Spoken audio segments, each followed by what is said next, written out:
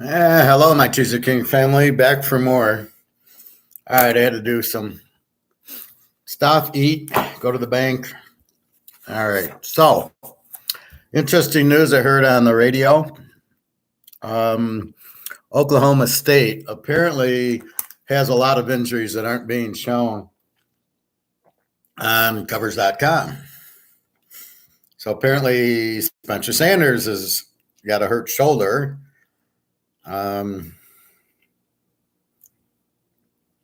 Some offensive linemen are hurt. I don't know if that means they're playing or not. Hello.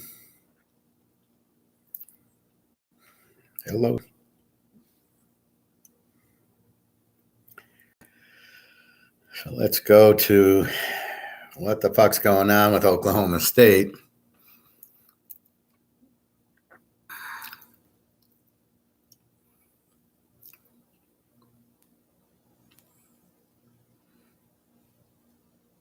So again, I'm kind of upset that I go to the injuries, but they're not listing all the injuries. Like, what the fuck's that all about? So I go to Oak State. I mean, how are you supposed to bet games? Oak State has a running back and two receivers, and the receivers have been normal, and they're questionable. They're not even doubtful. I don't see the offensive lineman, and I don't see Spencer Sanders on here. So I don't know if they're playing games or what. But with that said, please be careful. Let's see what time Oak State is.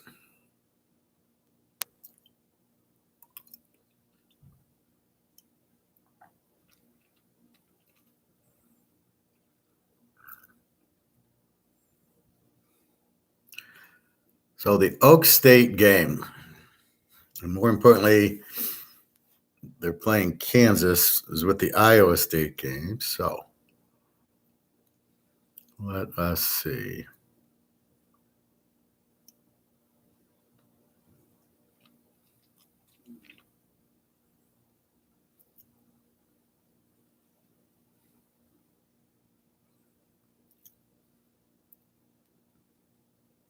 All right, Oak State's at 3:30 with Kansas. And Iowa State's also at 3:30. So let's see what's going on. Kansas is 1.5. So the question is Spencer Sanders backup? I'm still seeing an over-under of 63.5. It's not dropping. I think we're in right around there. We're still doable. They're still pissed off. They got injuries, but okay. It's Kansas. We need mid-50s, which is 30-20, which we still can get. As we've seen with the backups, they can still score, especially on Kansas. So we'll see. I'm surprised the line's moving down, but the over-under isn't 63.5. It was 64, so it's basically staying. So keep that in mind. I know we played Oak State, Kansas on Teaserking, so keep that in mind. And it really sucks that they're not communicating that he's hurt now. Doesn't mean he's not playing. No, he's in a sling. Yeah, who knows? Who knows how realistic that is? He runs anyway, so we'll see. We don't know, and we don't know how good the backup is. Well, that might explain why they got shut out if he couldn't throw the ball. Again, we don't know he's hurt. So anyway, just an FYI, everybody. Just please keep that in mind. Okay, here we go. The NFL. First thing we do, look at the line. Then we look at the injuries. New England starts off. So, by the way, yesterday, Philly 29-17. Lane 13 over-under was 43.5. Philly 6-1 is the road favorite. and then 7-0. So now they're 8-0 as a road favorite. So they're a good road favorite. Philly was an A team. Houston was an under team. 29-17 is about right. You got 17 points from Houston. I played it under 49.5. Again, I don't like those high number 13. They win by 12. All right, in teaser world, I wasn't going to go. If I can't get it under 7, I'm not going to play. And even then, I don't know. So I would have thought maybe over 46 was a winner at 37. So anyway, that's what happened. That's why you got to be careful with the big numbers. They don't just automatically win by 30. This isn't college. All right. So Indy, New England. New England is now a 5-point favorite. I think Taylor's out, the running back, or he's doubtful for Indy. Over under 40.5. So the over under doesn't move, the line moves. It's really weird how the over under doesn't move. You can't be the same over under if the guy plays and doesn't play. I mean, he's worth something. Buffalo 11.5, 45.5 hasn't moved. Chicago, Miami is 4.5 and 45.5. Okay, hasn't moved. Minnesota 3, 43.5. Hasn't moved. Green Bay 3.5, 49.5. Hasn't moved. San Diego 3, 49.5. Hasn't moved. Cincy 7, 42.5. Moved down from 7.5. Hasn't moved. Oakland 2.5, 47.5. Went from 1.5 to 2.5. Over under hasn't moved. Arizona 1.5, 48.5 was 2, and I got 49.5, I think. Okay. Tampa 3, 42.5 hasn't moved. Kansas City 12.5, 45.5 went from 46 to 44.5 to 45.5. And Baltimore 2.5, 47.5. And that hasn't moved. Let me just think it went that way.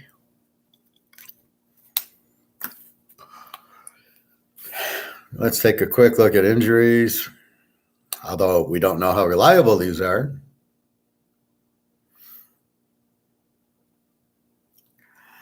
See, I don't mind if the guys list like Rising. We don't know if Rising's playing, but we don't know it. We're not going to bet a game, assuming he is. We've already been there and done that, but this Oklahoma State stuff is bullshit. All right, let's see. Arizona, do they even play? Yes, they're home against Seattle. Let's see. Anybody that we know? Buda Baker's questionable. Connor's questionable with the ribs, the running back.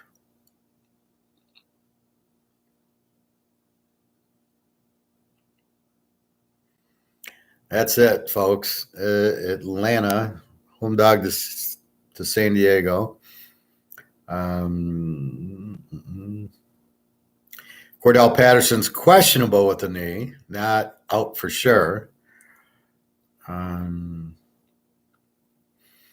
That's about it. The rest of I could tell you, B. Brinkley, the L safety is out. Does that really matter? Are we not going to bet him because he's out? Baltimore. Ojabo, the linebacker from Michigan, is probable. Let's see. Anybody? Marcus Peters, questionable, the cornerback. J.K. Dobbins out with the knee. Bateman out for the season with the foot. Gus Edwards, hamstring, running back. Andrews, tight end, questionable with the shoulder. He'll probably play, hurt. All right. Buffalo plays at the Jets, Jets. Von Miller, probable with an ankle. I don't know who T. Jones, running back, is.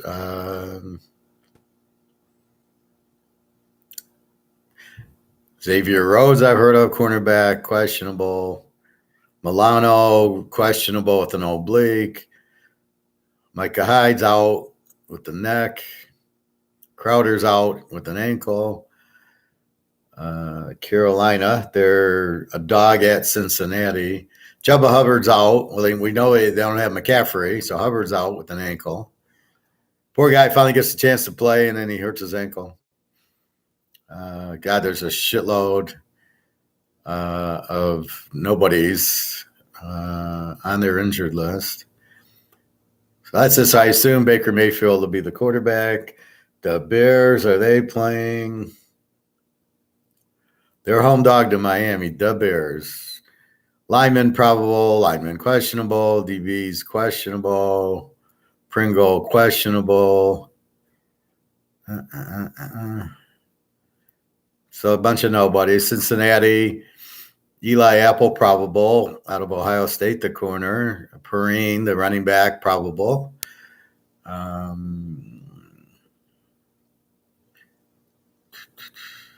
Chase out till December. That's about it. Cleveland, are they playing? There's 6 teams off this week. That's ridiculous. Why would they have 3 games off? So Cleveland, I don't see playing. Dallas, I don't believe is playing. Denver. Are they off too? Jesus. Yeah, they're off. Detroit, they're always off. All right, Swift, the running back, is probable with an ankle. How long will he play? Wide receiver Reynolds, doubtful with the back. Ragnow, center, probable. Taylor Deckard, questionable with the back. Sewell, questionable. So their tackles are both questionable. A bunch of nobodies. The guys you want to be out, like Goff and those guys, are apparently playing. Never heard of these guys. I don't know what you make of that. Green Bay, are they playing? Yeah, they're playing Detroit. Aaron Rodgers, thumb, probable. So we know it's bothering him, but he's playing anyway. But I don't think it's him. It's the damn receivers. C. Watson, concussion, wide receiver, never heard of. Lazard, questionable with the shoulder. Randall Cobb out with an ankle. That's really what's hurting them. It's the receivers they got, Cobb and Lazard, aren't playing. So if, again, you can't build a team based on nobody getting injured. As soon as you've got to understand they're going to get injured, you got to have the backup. And that's crazy. Okay, Houston, well, they played last night. Indy, Matt Ryan's out with the shoulder. Well, we got to enter. Now here's the Taylor, the running back, out with an ankle. He's out. So hopefully he doesn't play, because we're assuming that he's out because it says he's out, and this is of today, Friday, November 4th. A couple of probables, bunch of nobodies. All right, so that's that. Jacksonville, are they playing? They're a home dog to Oakland. And it's funny, they don't have any injuries. Wide receiver's questionable. Shaquille Griffin from UCF is out. Yeah, I didn't know he left Seattle to go to Jacksonville. Really? Jesus. KC has got Tennessee at home. Anybody notable? Herdman, probable. All of a sudden, Kadarius Toney couldn't play, and the Giants is playing with the hamstring. Interesting how when you have your quarterback be Daniel Jones versus Mahomes, all of a sudden you're healthy. That's about it. So Mahomes is playing. That's all we care about. San Diego, Eckler questionable with an abdomen. Keenan Allen questionable with his hamstring. What else is new? Do we see Boza? Boza early December with the groin. So San Diego. The Rams are at Tampa. Von Jefferson probable. Cam Akers questionable. Cooper Kupp probable with the ankle. Higbee questionable. And unfortunately, Stafford's playing. All right. Oakland. Derek Carr, probable with the back. Devontae Adams, probable with the flu. Well, the flu ain't going to stop anybody. I swear I didn't sneeze or blow my nose since I was done. I went out to the bank, and I was fine. So it must be something here.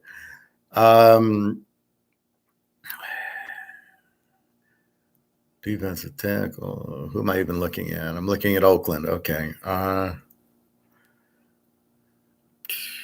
Waller, tight end, questionable.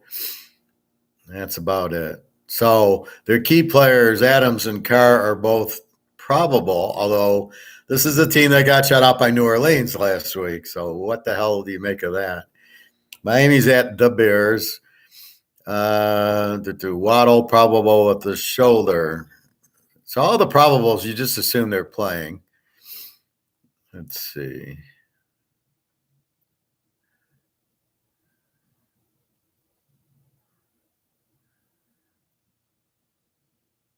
Yeah, nobody else. Tagovailoa was okay, unfortunately. Minnesota is at Washington as a favorite.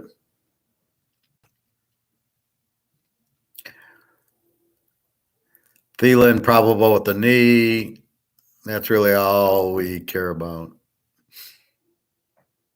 A couple other guys you never heard of are questionable. The Giants, are they playing? I don't think so. So the Giants are off. Too many teams off. The Jets. Yeah, they're playing Buffalo. All right. So we got Davis, the wide receiver. We know he's out. Uzama, the tight end's probable. Lineman, probable. Brees Hall, we know, is on the IR. So nobody, well, not that we know anybody on the Jets, but they're all pretty good. New England is playing home against Indy, and New England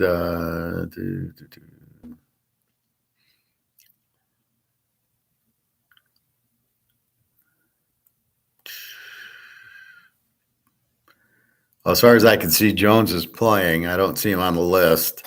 So another big mistake by starting Jones.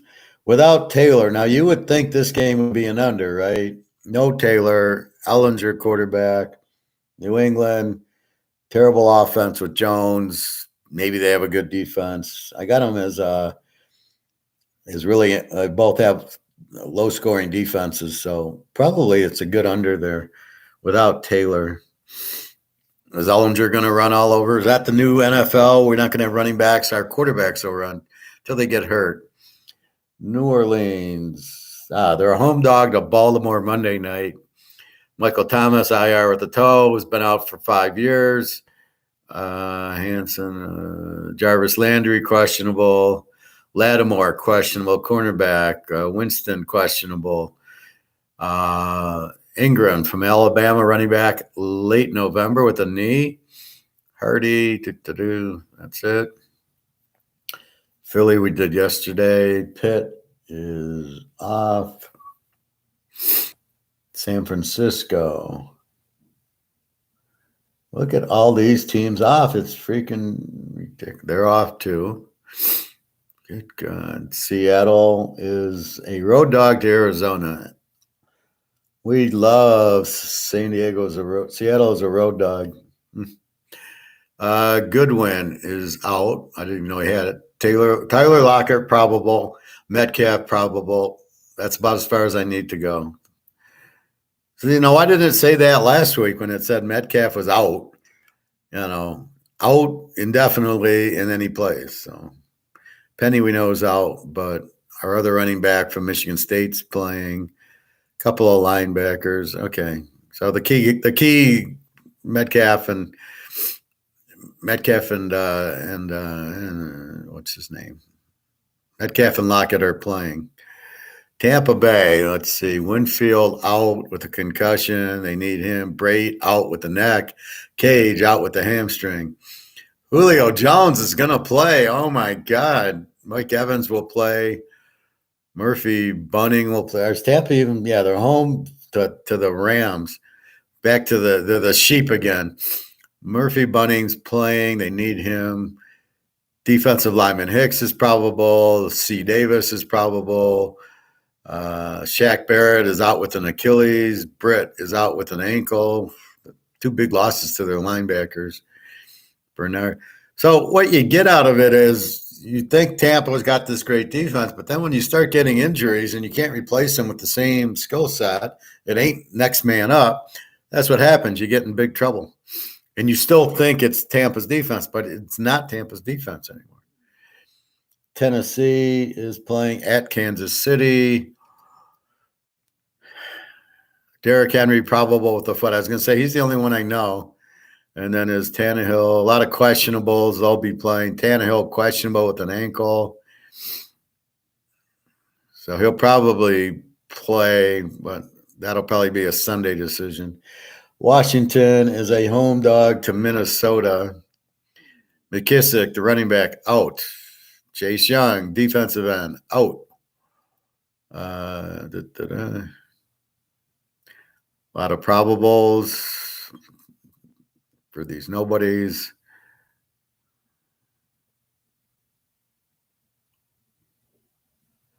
Carson Wentz out, thank God. And the other receiver's fine. So that's what we have.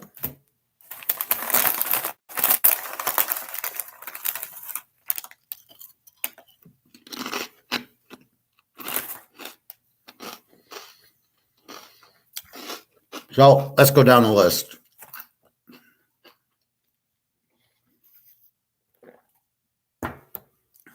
We've got Green Bay 3.5, 49.5 against the Lions, the worst team in any sport. Green Bay I have as an E team.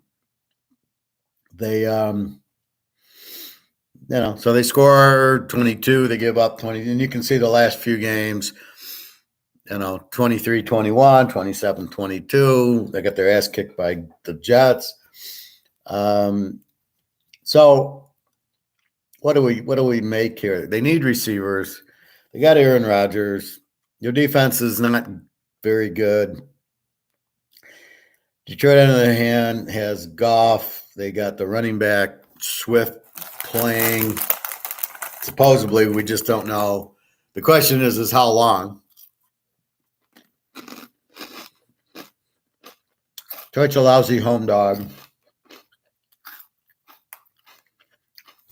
Let's look at the season series. So, since Detroit plays Green Bay twice a year, we can get a nice little, how are they doing? So for this, we go to scores and odds, which gives us the history in the series.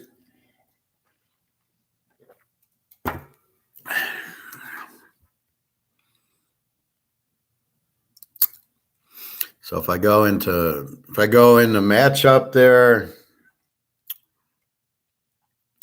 and I scroll all the way down, I get the series. So I go in, and there it is.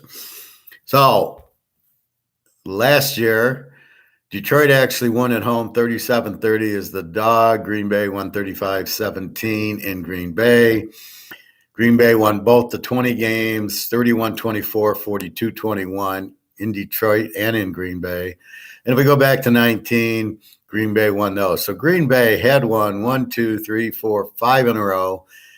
Detroit wins 37-30 at the end. So Green Bay had blown them out, 1 by 7, blown them out, 1 by 3, 1 by 1. So you get a lot of blowouts by Green Bay, but they don't have the Devontae Adams. They do have the Rodgers. The way Green Bay is playing now, I don't know how you can bet them. I don't know how you can bet Detroit. So it makes it extremely. Sorry about that.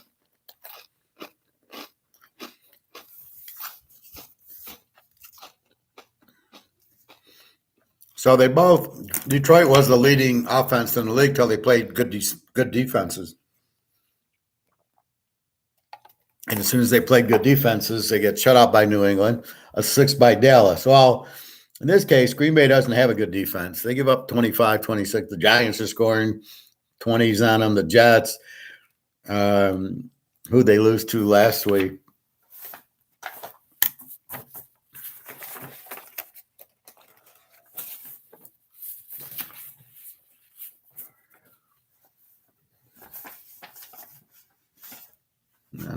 go.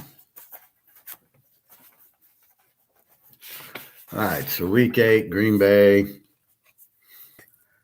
So Detroit plays a 31-27 against Miami, who also has kind of a weak defense. Green Bay gets beat by Buffalo 27. So they're giving up the 20. They score 17 on Buffalo. So Green Bay should get in the 20s. Detroit looks like they can get into the 20s. They can score, especially at home. I don't know if Detroit's a live dog here, but I think over under 49, you go to over and under 43, makes it 24-20 a winner. Do we think we can get there? Well, if Green Bay puts up 17 on Buffalo, and with this Detroit defense, I think as bad as Green Bay is, with the receiver problems, everybody gets healthy against Detroit, right? More in the Tigers, they'll pitch. A guy who's never been in the major leagues will come in, and if he pitches a shutout. If he's a new hitter, he'll hit 2 home runs. That's the way Detroit is. So Green Bay's licking their chops going, thank God we get Detroit. I don't know. Well, Detroit 9.5, I think, with Goff. Their defense is so bad. I think the only way to play this game's over. I just think Goff is just can get you point. Rodgers will score on this defense. So, again, we go back to our philosophy of looking for the betting against the weak defense. And in this case, both these teams are pretty bad on defense. So, Goff will get his 24, 28 points like he did on Miami. Rodgers, who got 17 on Buffalo, is going to get you a lot more than 17 here. So to play it safe, because we can't trust Detroit 9.5, Green Bay looks like shit, but Green Bay gets healthy here. They own the Lions pretty much. Green Bay blows them out, so it's hard to take Detroit 9.5, although probably okay. But I think Green Bay looks a whole lot better this week than they did against Buffalo. So I think over 43 is probably a pretty good play in my thought process. Rodgers should find 20 points. Goff will find his 20 against this defense. So the defense are really the problem. They're really weak. So I like the game over. San Diego 3 and 49.5 again. 49.5 seems to be the popular number off the computer average, I guess. So San Diego 3, 49.5. We know our trend. Play against San Diego is now 48-8. Play against them as a road favorite is now 11-2. Play it. Atlanta play against as a home dog is 6-1. And play against Atlanta is 21-3. But this year Atlanta is actually I think 7-0 against the number.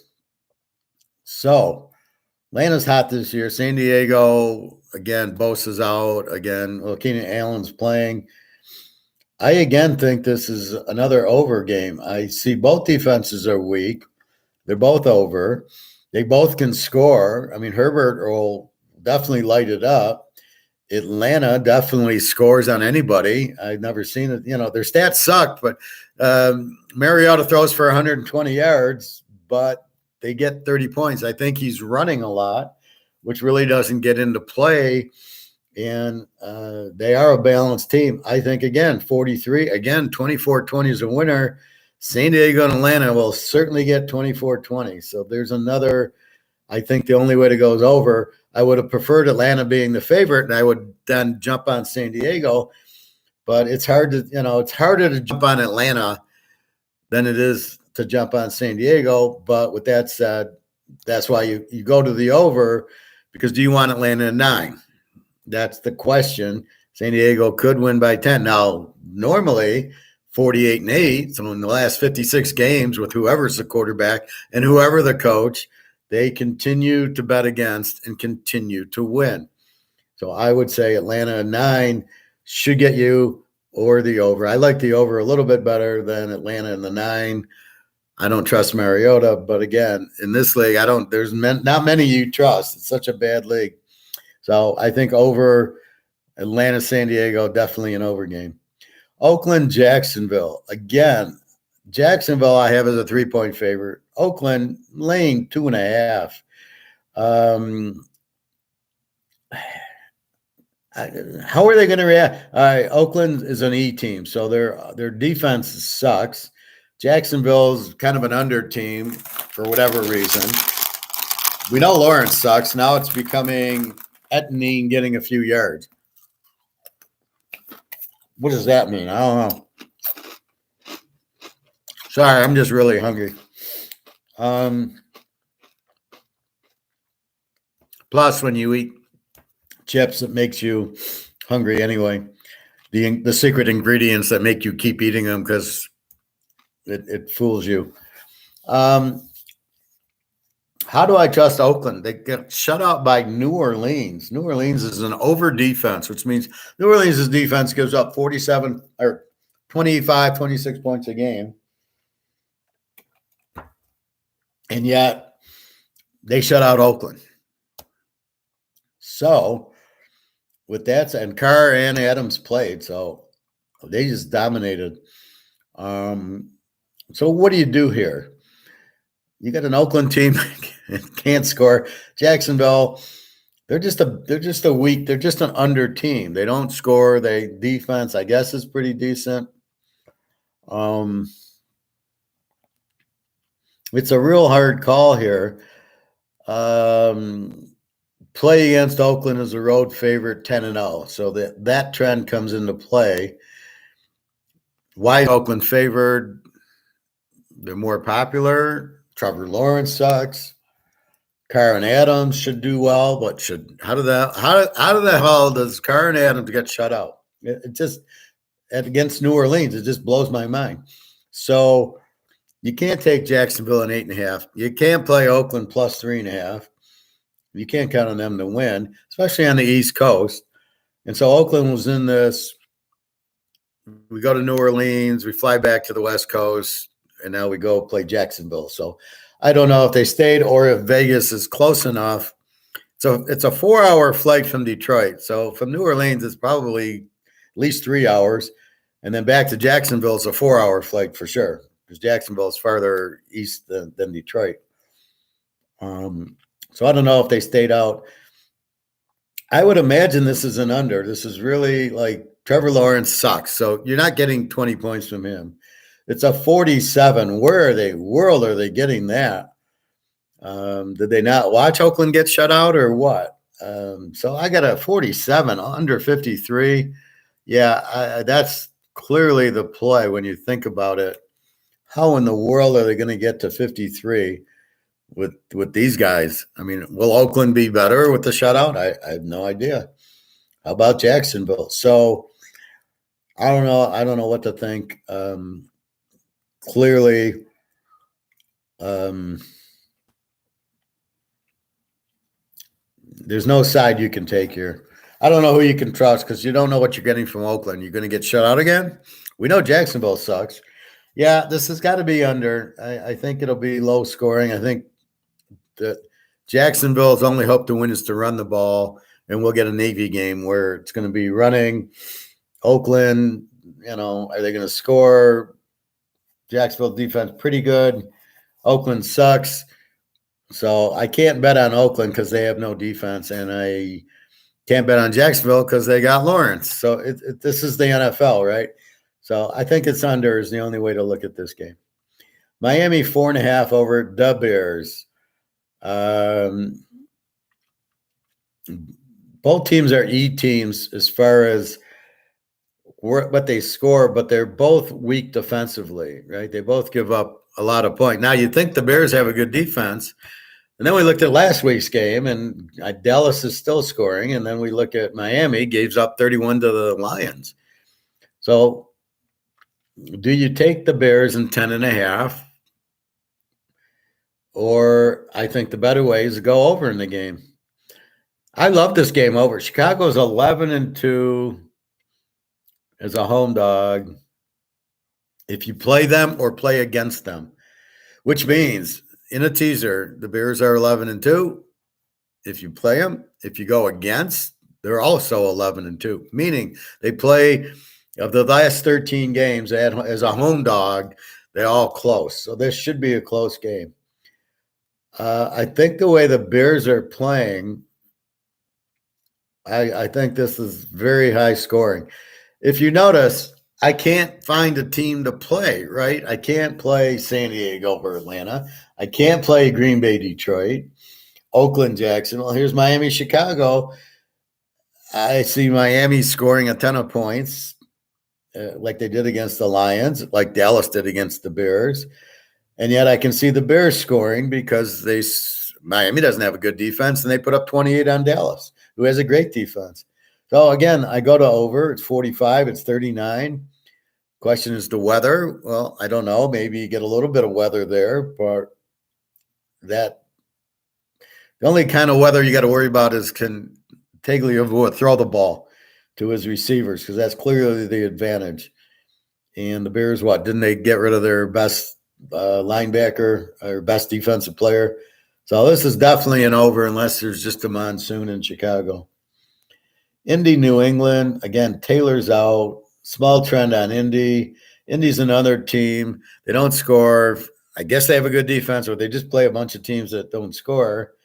New England's an E team, so they'll score mid-20s, and they are an under defense, and except for against the Bears. So the question is, does Indy have a running quarterback? The answer, I don't believe it.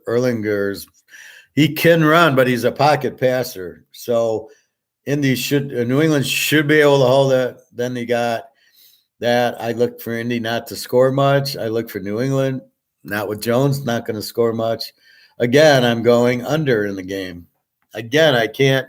You want to trust New England in 5.5 after how they fucked us over in the Bear game? Now I know not to look back. It's a new game. It's poker. I get that, but I don't trust Mac Jones, which is what I'm playing poker with. Minus 5.5.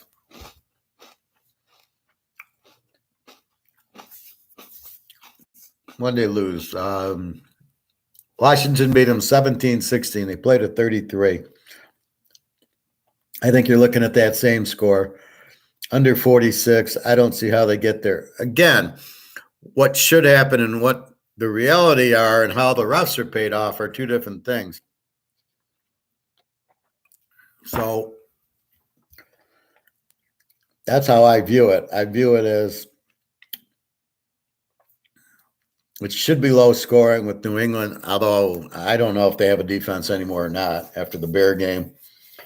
But Indy's more of a new quarterback, so Belichick should be able to beat him.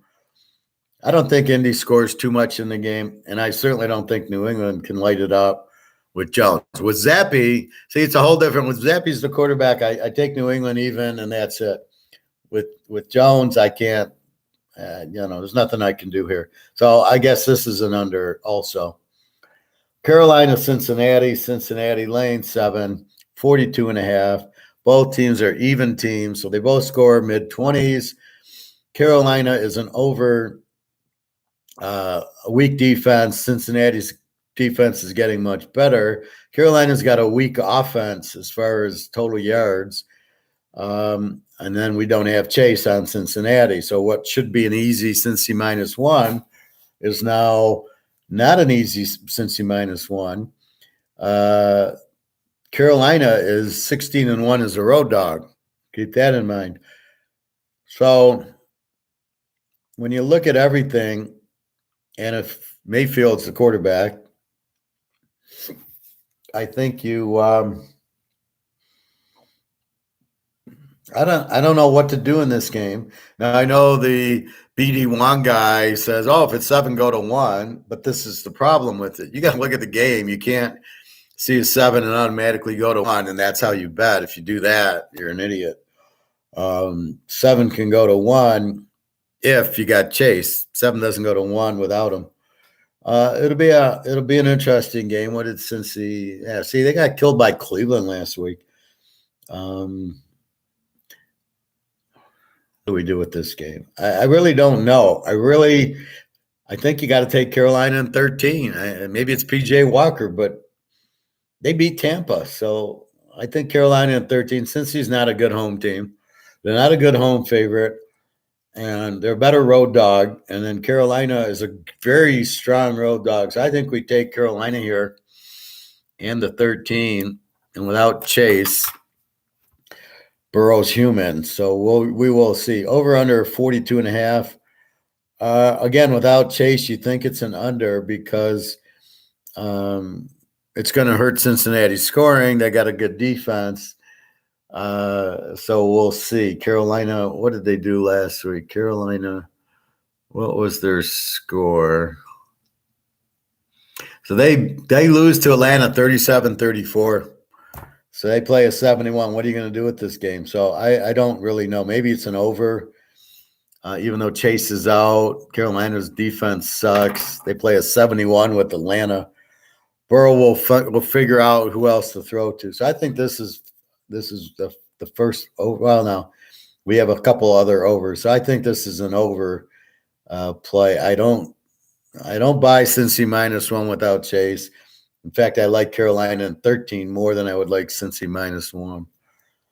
So anyway, Minnesota -3, 43.5 against Washington. Heineke's so much better than Wentz. Cousins, again. Now, Minnesota 7-1 is a road favorite, and play against is a road favorite, 8-0. Another one of these, they play close games on the road. Washington has a little trend, but not a strong home dog.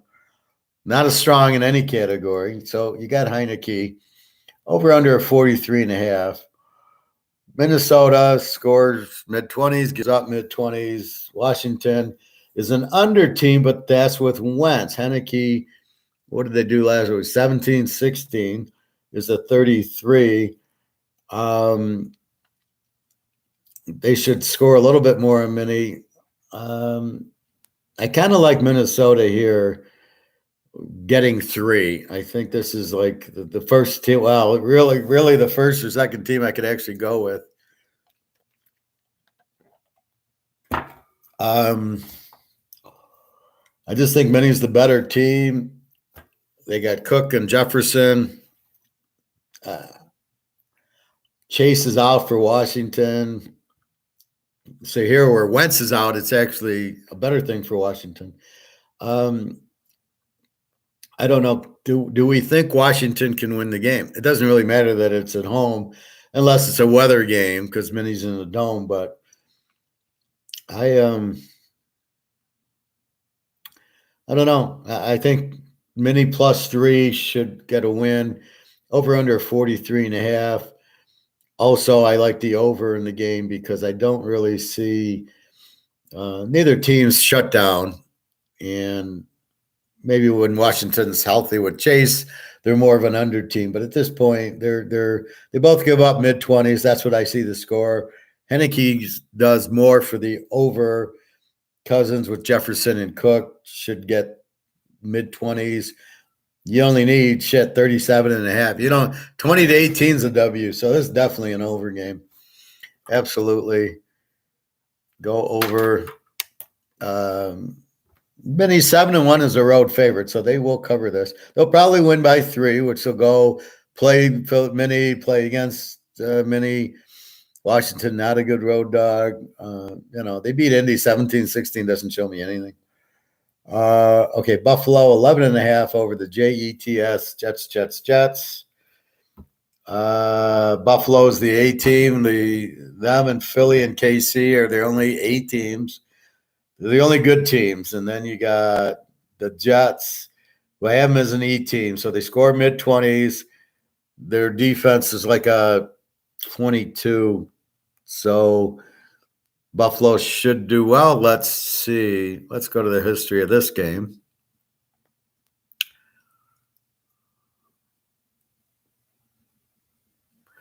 All right, Buffalo and the Jets. I got to believe it's all Buffalo. So, history.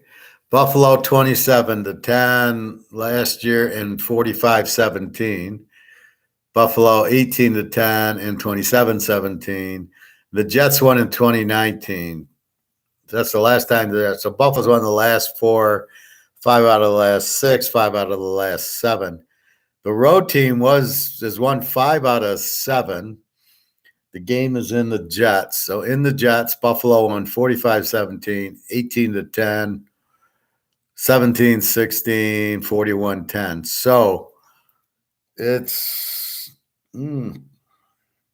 not really close games. Not all that close. So, Buffalo 11.5, which is at least under a touchdown. You'd like them under a field goal. The question is, all right, both teams have good defenses. And Buffalo lost their running back, but has Wilson, he's not bad. And Allen, who knows what he is. Sorry, but he's not the greatest thing since sliced bread, although everybody wants to think that.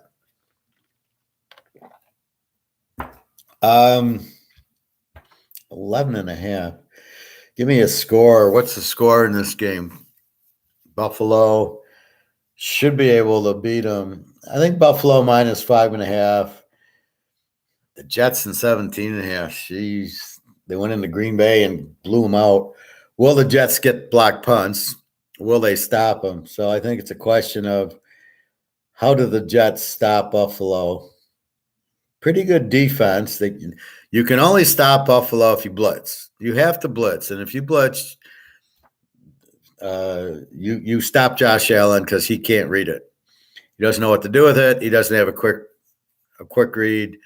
He just, they're blitzing me, but then getting him down and everything else. So I think you got to take Buffalo minus 5.5. I think it'll be like Philly yesterday, 29-17. You're probably in that neighborhood, probably in the 40 neighborhood, over under 45.5. I think you go over. I think Buffalo tends to play higher scoring games because they get rolling at the Jets. Now they beat Baltimore 23-20, lost 20-19 to Miami. So they're not that good on the road, and then they beat KC 24-20. So they're not playing really high scoring games on the road. Like at home, they do their little blowouts. Beat Green Bay 27-17 was a 44. Over 39.5. I think in a Buffalo game against the Jets, maybe 39. Maybe you take Buffalo minus 5. Maybe you take the Jets in 17. This is such a hard game. I just think the spread's too high to really play Buffalo. I think you could play them, but it's a very high risk. The Jets in 17, are they going to get blown out? I don't think they will. I think they're a better team than we think. Buffalo doesn't really need the game. They beat KC. They're in first place. The Jets need the game in New York. I don't know, maybe the Jets in 17 you could take a little stab at. This isn't really a game to get aggressive with. Again, I think over, but I don't know if Buffalo, they weren't over in Miami. They weren't over against Baltimore. Why are they going to be over against the Jets, Jets? I don't know. It's really a hard game. I think maybe you play Buffalo minus the 5.5. Very small. I think they should win by 7. And you could take the Jets in 17.5. This is a great game to trap. I would take, let's say you take the Detroit Green Bay over with the Jets, with Buffalo minus 5.5. And then you come back with the Jets and 11.5 in the trap, because that's a great number in the trap, right? 11.5. They can lose by 11. They can lose by 10, which are all realistic numbers. 7, 8, which is realistic numbers.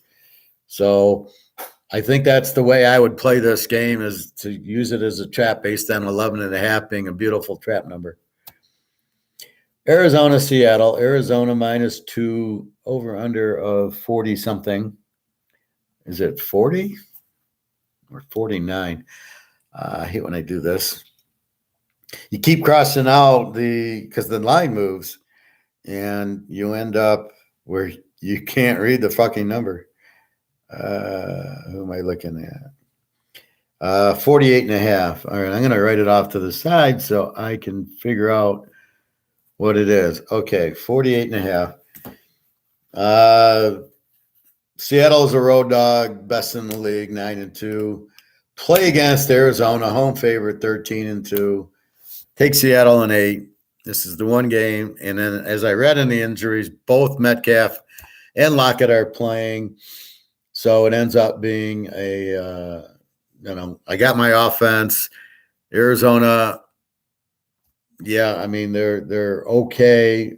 There's no way they're going to blow out Seattle. Seattle can move, and they play them well. So I like Seattle here, plus the 8. Finally, a game that I go, yes, this one. Wrong team favored. Arizona's favored because they're at home. We know how bad they are at home. Play against Arizona, home favorite, 13-2 in a teaser. They're a terrible home team. We locked them last week as a road dog to Minnesota, and we got lucky. They scored late to cover, to win.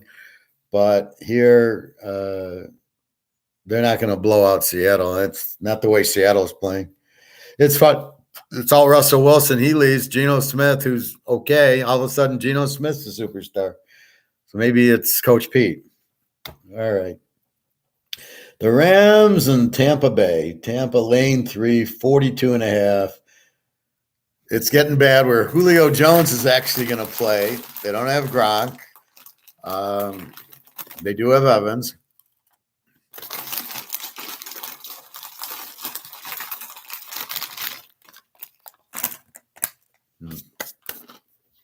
So, what do we got? We got the Rams under team, terrible offense this year. And then they're an E defense. So they're giving up some points. They can't beat the Niners, that's for sure.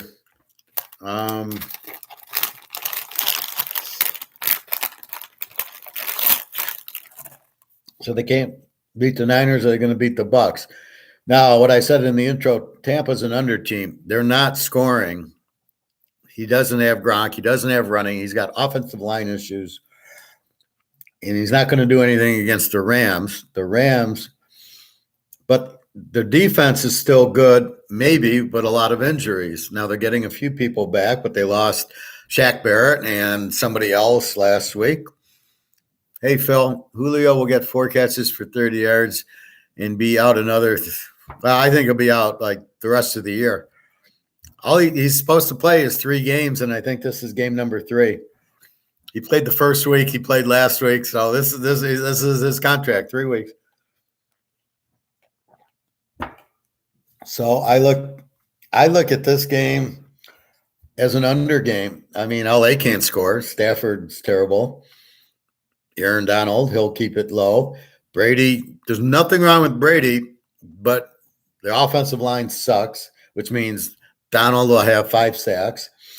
They're an under defense, so they're playing very low scoring games, and the Rams can't score at all. So you got 2 inept offenses, not quarterbacks, 2 inept offenses. I don't see where you're going to get all these points from. This is 42.5. I can't take the Rams in 9. They suck. I can't take Tampa in 3. They suck. Both teams suck. I don't think either. I think they have 2 or 3 wins is all. So this is not – you've got it. This is where you put the blinders on it, and you can't say it's L.A. and Tampa. You say, here's 2 bad teams, and you would say, oh, it's got to be the Jets and Jacksonville. Now, how would you play that game? Under. Well, that's what you got to do here. You got to just – you can't say it's LA and Tampa, it's an over. You got to say it's LA and Tampa, it's an under. I like the game under. 42.5, 48.5. Where are you getting points? Where are you getting points in this game? I don't see it. Now, normally it's the quarterback. So normally you'd go over with Brady because he's going to get you points, but he hasn't done it yet. He had 1 good game against Kansas City where they scored 31. They gave up 41. And that's really it. Let's look at them last week. Tampa Bay loses to Baltimore 27-22. So they came alive a little bit. against Baltimore for 22 points. They got such a bad offensive coordinator, though. Not that Brady listens to him, and a terrible coach. So you have people, and so that's the problem. You have bad people in charge. You're not going to do well. Under 48.5. So they played a 49 with Baltimore, but LA played a 31-14. So they played a 45 with the Niners, but only scored 14. So give Tampa a little credit for scoring 22. Maybe Tampa gets to the 20s. Maybe do the Rams get to the 20s? Again, there's injuries on the defense. Do we go over 36? Can they get there? That's the problem. It's how injures Tampa's defense. It's all the defense, right? If the defense is strong, it's a low-scoring game. The question is their defense weak? They gave up 27 to Baltimore. That's okay. But it's the Rams who got 14 against the Niners. Now, the Niners have a strong defense. So what do we do here? I mean, my hunch is it's an under because you've got Donald and and basically the Tampa has got no offensive line. So I don't see Tampa doing much. Rams aren't going to do much either. So I think you go under 48.5. Again, I don't love it. This is the problem with the league. It's so inadequate that you don't know from week to week who to bet on. I mean, there's not a clear – this isn't college, where you've got Georgia, Tennessee. We know it's going to be Georgia. Boom, boom, boom. We're here. I honestly have no clue what to do in this situation. So anyway, I'm guessing under. It's a guess because they're both under teams. They both don't score a lot. So even though 42.5 is a low number, so over 36.5 is probably not too bad either. I'm leaning a little more to the under just because, I mean, the Rams just aren't scoring. And, even if Tampa could win 30-10 and it's still a W. Tennessee, KC. KC is 12.5, 45.5. I don't know if Tannehill is playing or not. Hey, Phil. There's 3 or 4 good teams and the rest sucks. The NFL is trickier than college for me. The NFL is terrible. Well, the problem is when you bet, right, you want to know what you're getting. So like Ohio State, Georgia, UCLA, Baylor, Oklahoma. I know I'm getting a high score in that game, right? I mean, unless there's the tornado, I know what I'm going to get, right? How many games have I looked at where I'm like over, under? I mean, take a team. I mean, there's one team that I like. Maybe the Bears at 10.5. You can't trust New England. Maybe Carolina in 13. The problem is that like Buffalo and the Jets, what could be the Jets in 17, you would think would be a real good play, but can you trust them? And then if Buffalo's that good, so let's take this to Ohio State playing Iowa, where they were laying 30 points and they won by 50. I mean, but you knew Ohio State was going to kill them. It's just how much. And it's here. Is Buffalo going to kill the Jets? And you have no idea. Buffalo on the road is not a good team. The Jets have been playing much better. We don't know who the Jets are right now. They're not the Jets Z team. They're the Jets E team, which means instead of scoring 10 a game, they're scoring in the 20s. So they're not the same team. They're playing much better ball. If they won the game, I wouldn't be surprised. So that's really what's happening. So back to KC, Tennessee. But we know KC's an over team. We know we got Mahomes. We think we can trust that. Tennessee, we don't know who the quarterback is. We know they're questionable with, with Tannehill. He's questionable. If you don't have him, you have Malik Willis. And if you have Malik Willis, then Kansas City's your play because he won't do shit if he plays. So you're going to run Henry, 40 times. Tennessee's an under team, though. They don't score. So you got, again, a matchup of another team that doesn't score. And especially, even with Tannehill, they don't score. But with Willis, it's even worse against Kansas City, as we all know, scores. Again, it's a 12.5. So that makes, I got to lay 6.5, which is doable. Do we trust KC to light it up? Probably at home against Tennessee. Do we go over or under on the game? I don't know how we can because we don't know what we're getting. If Tennessee doesn't score, KC's not going to score, 40 points by themselves. This is the NFL. And this is where you got to watch the fixed game, right? 12.5, they'll probably win by 10. Buffalo, 11.5, probably win by 8. Look at yesterday, Philly 13, couldn't win by 13, they win by 12. That's the problem with the gambling in it. I read, Professor, and there's only 32 NFL teams, and the books can only spend so much time on, say, New Mexico versus each other. So I find it easier to beat. Well, yes, and it's better consistency. Tonight I took Washington against Oregon State. I know Washington's going to score like 35 points in the game, maybe 40. Oregon State's got a pretty good defense, justified by the USC game. But if we look at let's look at a better game. So let's look at Baylor, Oklahoma. Oklahoma scores a ton, weak defense. Baylor scores a ton, decent defense, but not great. The over-under was 57, and I went over 51 with it. I know that's a very good bet. I know it should be a high-scoring game. I know what I'm getting. As we talked about Georgia, Tennessee, I know what I'm getting. I know Georgia's defense.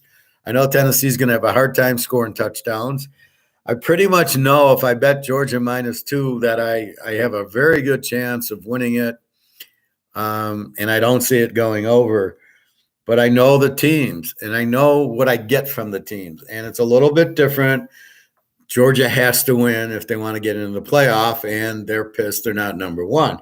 Tennessee's lucky to be there, and they got a good offense. But I've seen these teams before, these teams with good offenses but not good defenses. We can go back to Dan Fouts. We can go to Dan Marino. All those teams, Peyton Manning, why did he never win? Because you don't win without defense and without running. And Fouts had running, but no defense. And then Marino, he never won a Super Bowl. How could Dan Marino not win? Because he never had defense. And it's funny is Joe Montana, who's better than all of them, had good defense. He had Ronnie Lott and all the secondary and the linemen. And the ironic part is you got all the San Diego linemen, like in '84. They had Big Hands Johnson and all those guys, and they actually played for Montana, and they weren't very good for Dan Fouts. So that's about what you have here. You got, let's say, you got Dan Marino going up against the Steel Curtain. That's really the game that you have Georgia, Tennessee, right? You got this good passing attack going against a nightmare defense, and they're better than Alabama. I guarantee it. And they are, they're going to show Tennessee who's number one. But we know that, right? We don't know. I can't answer that. I can't answer Tampa, LA. That we should be able to know Tampa's going to win, but because of all the injuries. Look at LA. They won the Super Bowl last year. They should never have won it. They weren't the best team. They just happened to stumble into it, but they're not a good team. I would never take LA in 9 to win this game. Never. Maybe Tampa +3. Maybe. If I had a 2 and I could go 4, maybe. But it's just difficult. Now, Tampa needs to win. They both need to win the game, but they're not capable of getting the win like against Monday night against Baltimore. So This is the big problem, Phil, is that you're exactly right. It's what the hell is going on in the NFL. I can't even use my trends. So Seattle's my trend, right? 9-2 road dog, play against Arizona, home favorite, 13-2. I can use that, maybe. Then even then, it's Russell Wilson. However, it's still Coach Pete. So I can kind of get away from it that way. But the Bears 11-2 as a home dog and 11-2 against as a home dog. The problem with the trends are the coaching changes and the quarterback changes. I think they're doing it on purpose because it's really making betting the NFL extremely difficult. The trends I figured out, right? So I figured out, like Arizona, they're a great road dog. They're a terrible home dog. That I figured out. I mapped all that, and I said, oh, here's the way to pick it. And it worked for years. I knew every time to play Montana and Brady and Manning and Marino, I could tell you, boom, oh yeah, here they're good. Or team versus team. I could tell you like Green Bay, Detroit, or what do we got? The other who do we got? Buffalo and the Jets. Just the play between the two would be very easy to get the team. Oh, they always beat them. It's gone now because you don't really have a clue because of what they're doing to with all the changes.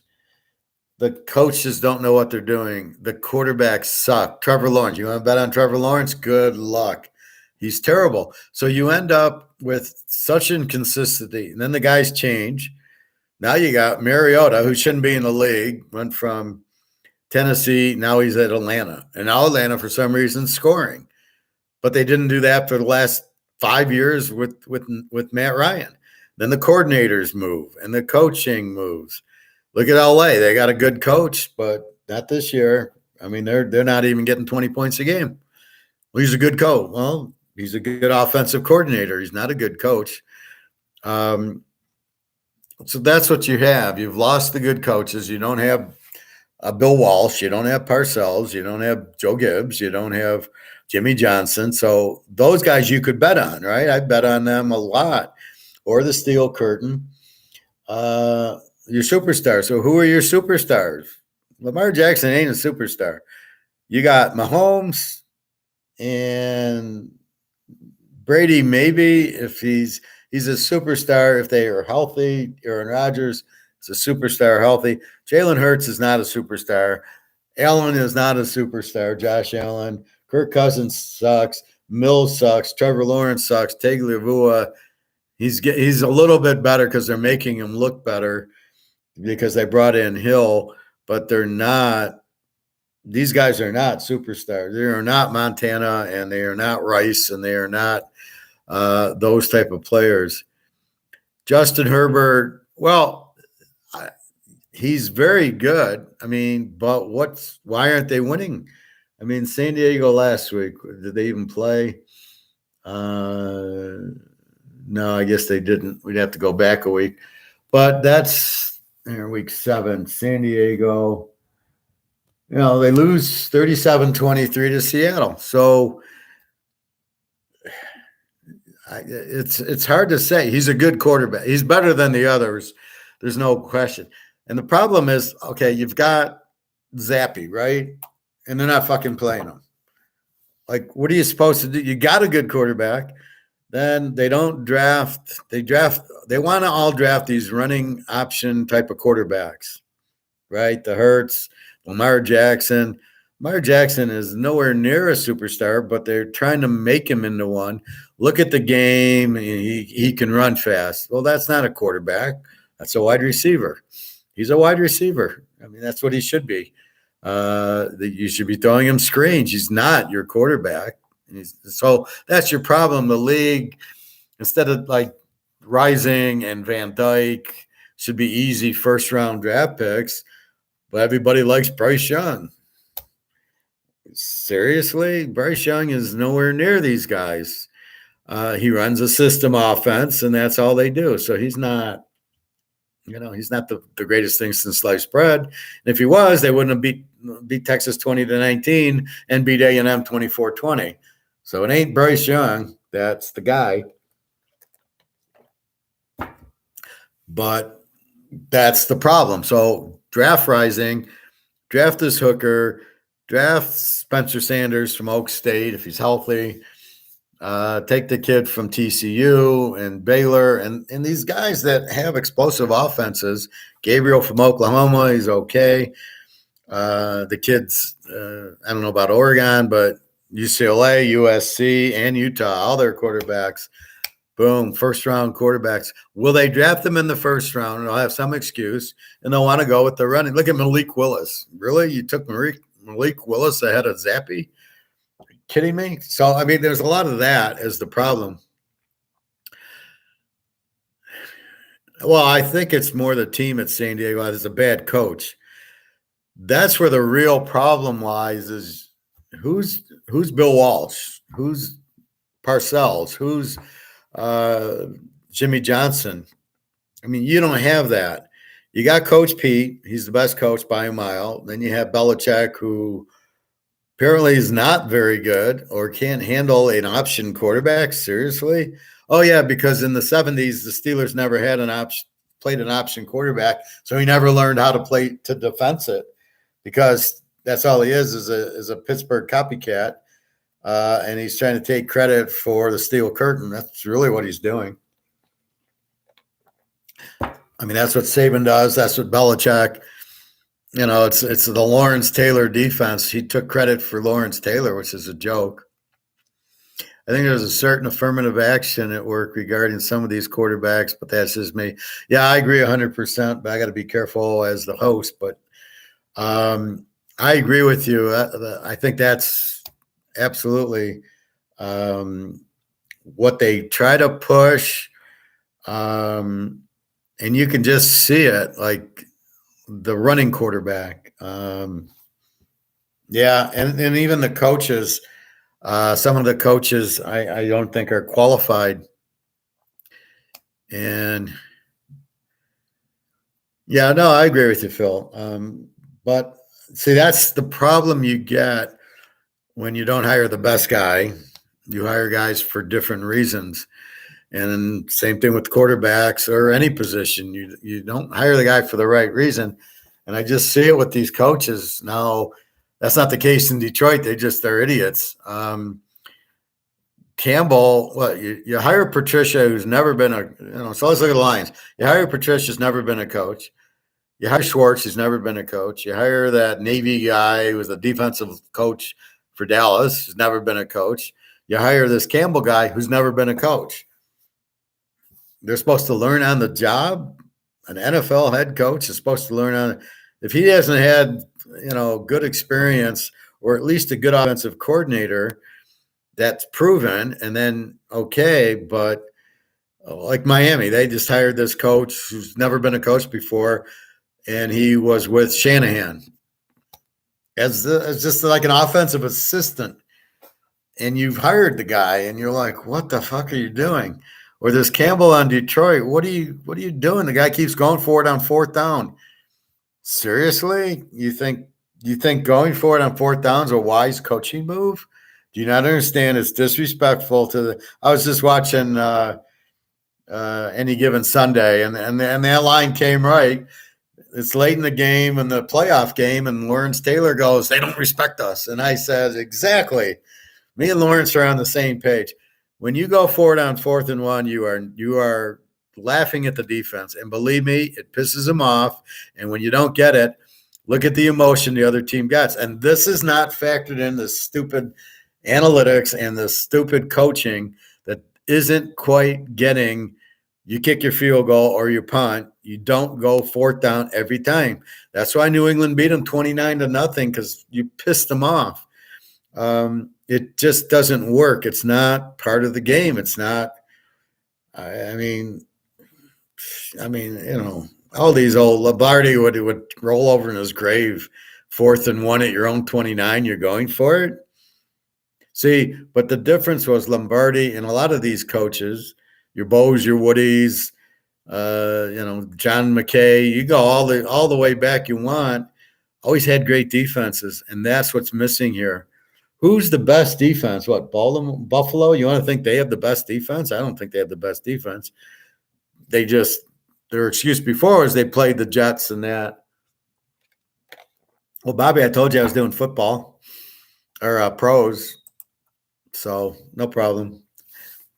I had to eat, go to the bank, so I'm pretty much ready for the trip. I just got to pack, but I can do that Monday. So I think you have a lot of bad coaches. You got terrible quarterbacks. You got terrible defenses. I mean, the whole league, if you look at the stats on the league, they all give up between 19 and 23 points is about 2/3 of the league. And is it the defense? Now, this is where it confuses somebody like me. I look at they give up 19. I think they have a good defense, but do they have a good defense or the offense is terrible?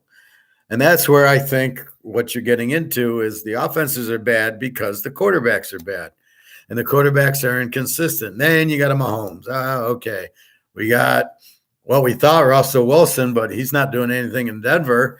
That here comes Geno Smith, and he's making like, oh, look at Seattle hasn't missed a beat. Maybe he's the best quarterback. He's not a good quarterback, but he's got the good receivers, and he's got Coach Pete, and he's got balance. And like you said, Herbert. Yeah, Herbert's a very good quarterback. Now, if Herbert was on Seattle, then that would answer your question on Herbert, right? So it's who's his coach? Well, San Diego has had lousy coaches for the last 7-8 years. Phillip Rivers was a great quarterback, and yet it's the same thing. They would always win these squeakers. Now they don't. It's like they don't know how to win, right? The coach goes on his little, we got to go for 2. We got to go on 4th down. These coaches are idiots, right? They have no clue. So it becomes, now it could be the players making $30 million. I don't know how I would handle it, and maybe Bobby can help. You're the coach of an NFL team, and you got Kirk Cousins making $30 million. How do you coach the guy, right? Because you're going to say, do this and do that. Is he going to listen to you? How do you do all these guys, right? Tyreek Hill is making $30 million as a receiver. How do you coach them? How do you coach guys making $20, $30 million? They're just going to say, I ain't listening to you. Now you're fucked because the team's not going to win because there's no thing. But in college, you can control them. Oh, you're not going to play. You won't get drafted. You won't make money. So you can control them in college. I don't think you can control them in pro. Where they do what they want. And pulling them out of a game is hard. You think Brady's coming out of a game? They could be up 42-0. You're not pulling them out of the game. So I think that's a lot of the problems. It's so inconsistent. Saban, Myers, they both found out no one listens to them in the pros. I don't know what Urban Meyer did. Saban's problem was Saban wanted Drew Brees. He didn't get him. He knew that he had a terrible quarterback, so that's why he left, because he knew he couldn't win. Urban Meyer made the comment, oh, it's like Alabama every week. Well, come on, Urban. It's pros. What did you think you were going to play? Now, I don't think he wanted Lawrence, right? And I think that's the problem. He didn't want Lawrence. He was stuck with him. He says, I ain't sitting with this guy for 5 years. So I think really that's the problem. The control. Oh my God, I keep getting these votes. Delete, block. That's the biggest thing I hate about the election. Not only is it fixed, but you get all these. Now I'm getting texts for voting for this and that. It's insane. I agree. A lot of these pros get their prima donna syndrome. Well, the question is, can you sit them down, right? Can you say you're not playing and we're going to play the backup? Can you do that? I don't know. I mean, if, let's just blame Aaron Rodgers saying, it's his fault. Can you take him out and put in Jordan Love and you think that's going to fly? You think Rodgers is going to listen to you? Absolutely not. So that's the biggest problem is what do you do? How do you coach it? How do and these guys are making way too much money. And I think that kills it too. I mean, back in the day, with the Steelers in the 70s and the Raiders, and those epic and the Dolphins and all those epic games, that was passion. They loved it. And I don't know that you have that now. There's too much bullshit going on. And can somebody explain to me all this? I made a sack. I got to go do this dance for 5 minutes. Or I picked a pass. Let's all run into the end zone, 80 yards to the other end zone, and do a little dance and a snapshot, and we're surfing or whatever the bullshit is. What is that? Are you kidding me? If I had a guy do that, he'd be on the bench. I don't need that. That's bullshit. Act like you've been there, like Barry Sanders. Score a touchdown, give the ball to the ref, off you went. Now, and I wonder why the guys are tired in the fourth quarter. You just sprinted 80 yards to sit there and look like you're surfing or whatever for the camera with the whole team down there, and you wonder why the team gets tired in the fourth quarter. It's disgusting. The whole thing is way. I don't even know what I'm watching anymore. It's becoming very, very difficult to watch. It's extremely difficult to pick. Believe me, nobody picks better than me, and I just college fine. Yeah, yep. Georgia's going to beat Tennessee, no problem. Ohio State, they're going to beat Northwest. Michigan should handle what. There's not even a question. It's just how much is the line and what do you want to do with it. There's no question about it. But in the pros, I mean, if the Jets beat Buffalo, is anybody really going to be surprised? And maybe. Well, let's go to Minnesota, Washington. You can't even pick the score. You can't pick the winner. If any of the team wins, are you going to be surprised? No. Were you surprised last week when Washington beat Indy 17-16, or the Niners beat the Rams 31-14? Was anybody surprised Cleveland beat Cincy 32-13? No, not at all.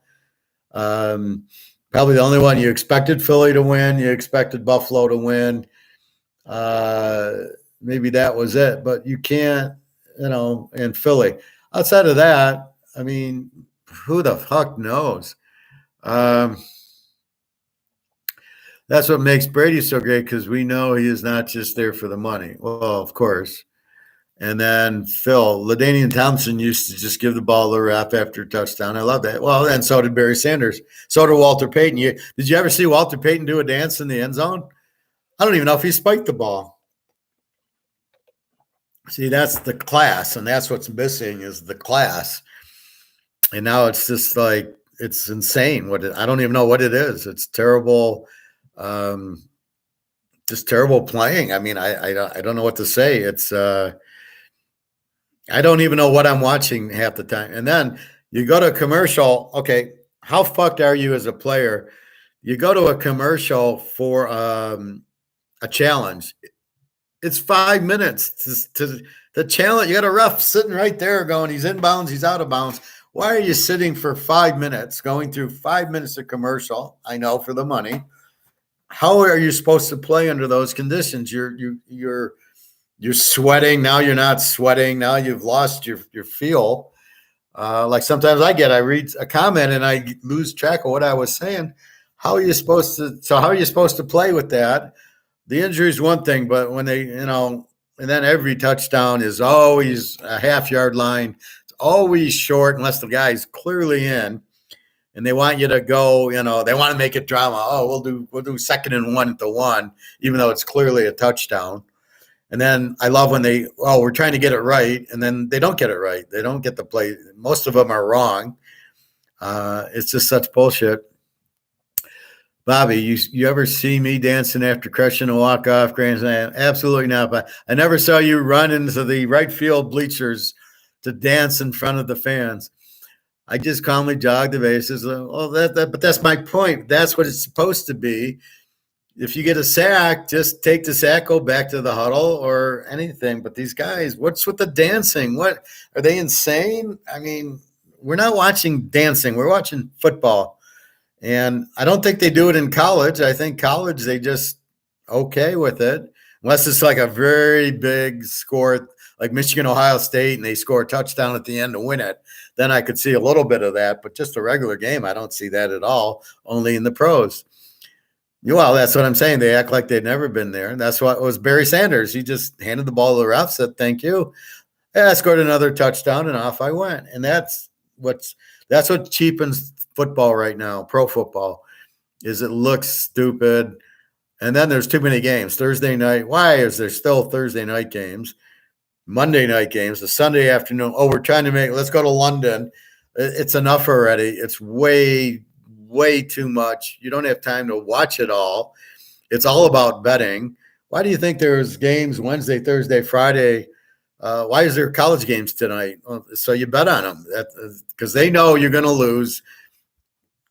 90% of the people are losing, probably more like 95, and they want the action. So they put a game Friday that you would never bet. If the whole schedule was Saturday, believe me, these games, the MAC games and the games tonight, I would bet Washington over. That's about it. Otherwise, you're not betting these games, but you're betting them because they're on. People have no clue what they're doing, like in the stock market and like in gold and economics, as I try to teach it. Phil, it looks far too similar to the WWF or something. The league needs to stop encouraging it. They're like these guys who get all worked up on a stock or crypto when it goes up. Yeah. I have a quick story about Vegas. I bet Penn State was playing BYU. I was still married, so it was in probably the 90s. And I had bet BYU against Penn State, and there was this guy who had also bet BYU. And, they get a first down, and I'm like, yeah, whatever, and I need a touch. Okay, And this guy was so emotional over a fucking first down. They'd gain, first down. He's jumping up and down. I'm like, oh, I'm going to lose for sure. And I'm winning the whole game, and at the end of the game, BYU goes back to pass. The game, I'm winning it, right? It's all over. I'm going down to try to tie up, and the guy gets strip sacked, and they run it back for a touchdown, and Penn State screws me. And I just look at this guy like, you motherfucker. What are you getting so emotional about with the first down? What is that? I didn't understand that at all. But I don't. I just, I need a touchdown. And people react like the game's over in the first quarter. I'm like, they played 4 quarters. Don't worry about it. I get emails from some of my family here where they're like, oh, shit, we're losing.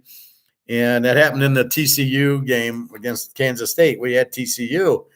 And it's on their 10-team teaser, and they're down in like 28-10. And, TCU's in trouble. And it was 4 quarters, and TCU ended up winning 38-28. And I'm like, don't you realize, like, relax. There's 4 quarters. You got a great offense. They're going to score, and they did. Bobby, they start calling for the moon prices. SMH. I don't know what that means. Right, Bobby.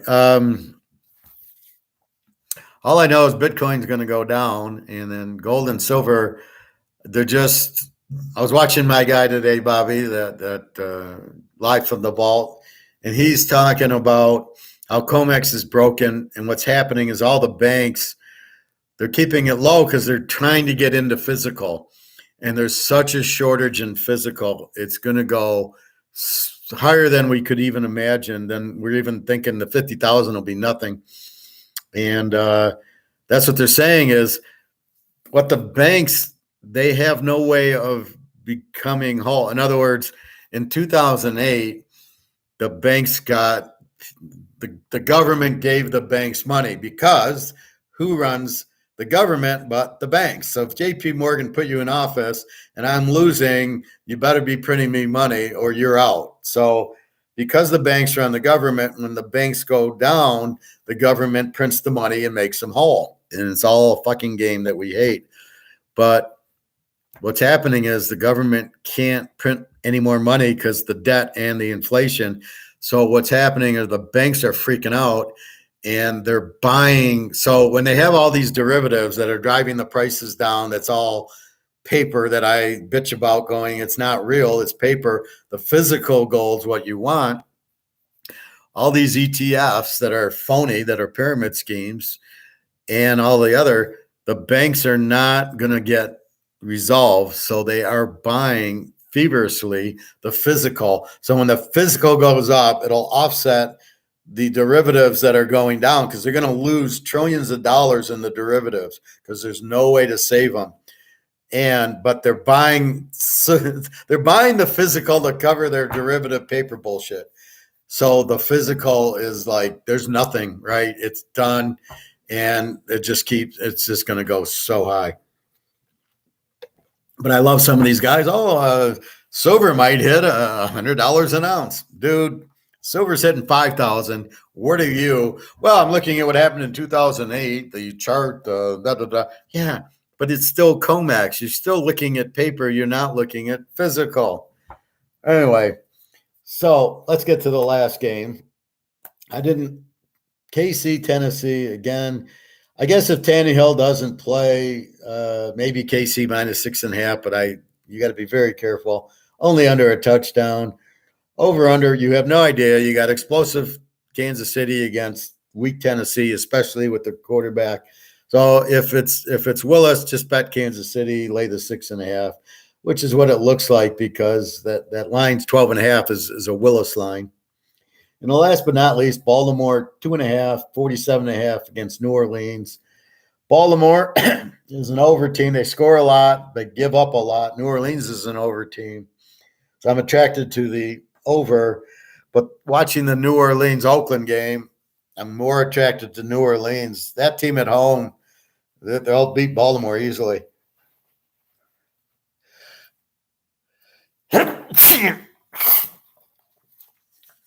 So I haven't sneezed in a long time, since this morning.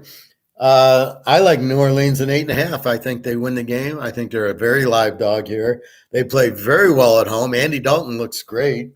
Taysom Hill comes in for some touchdowns. So I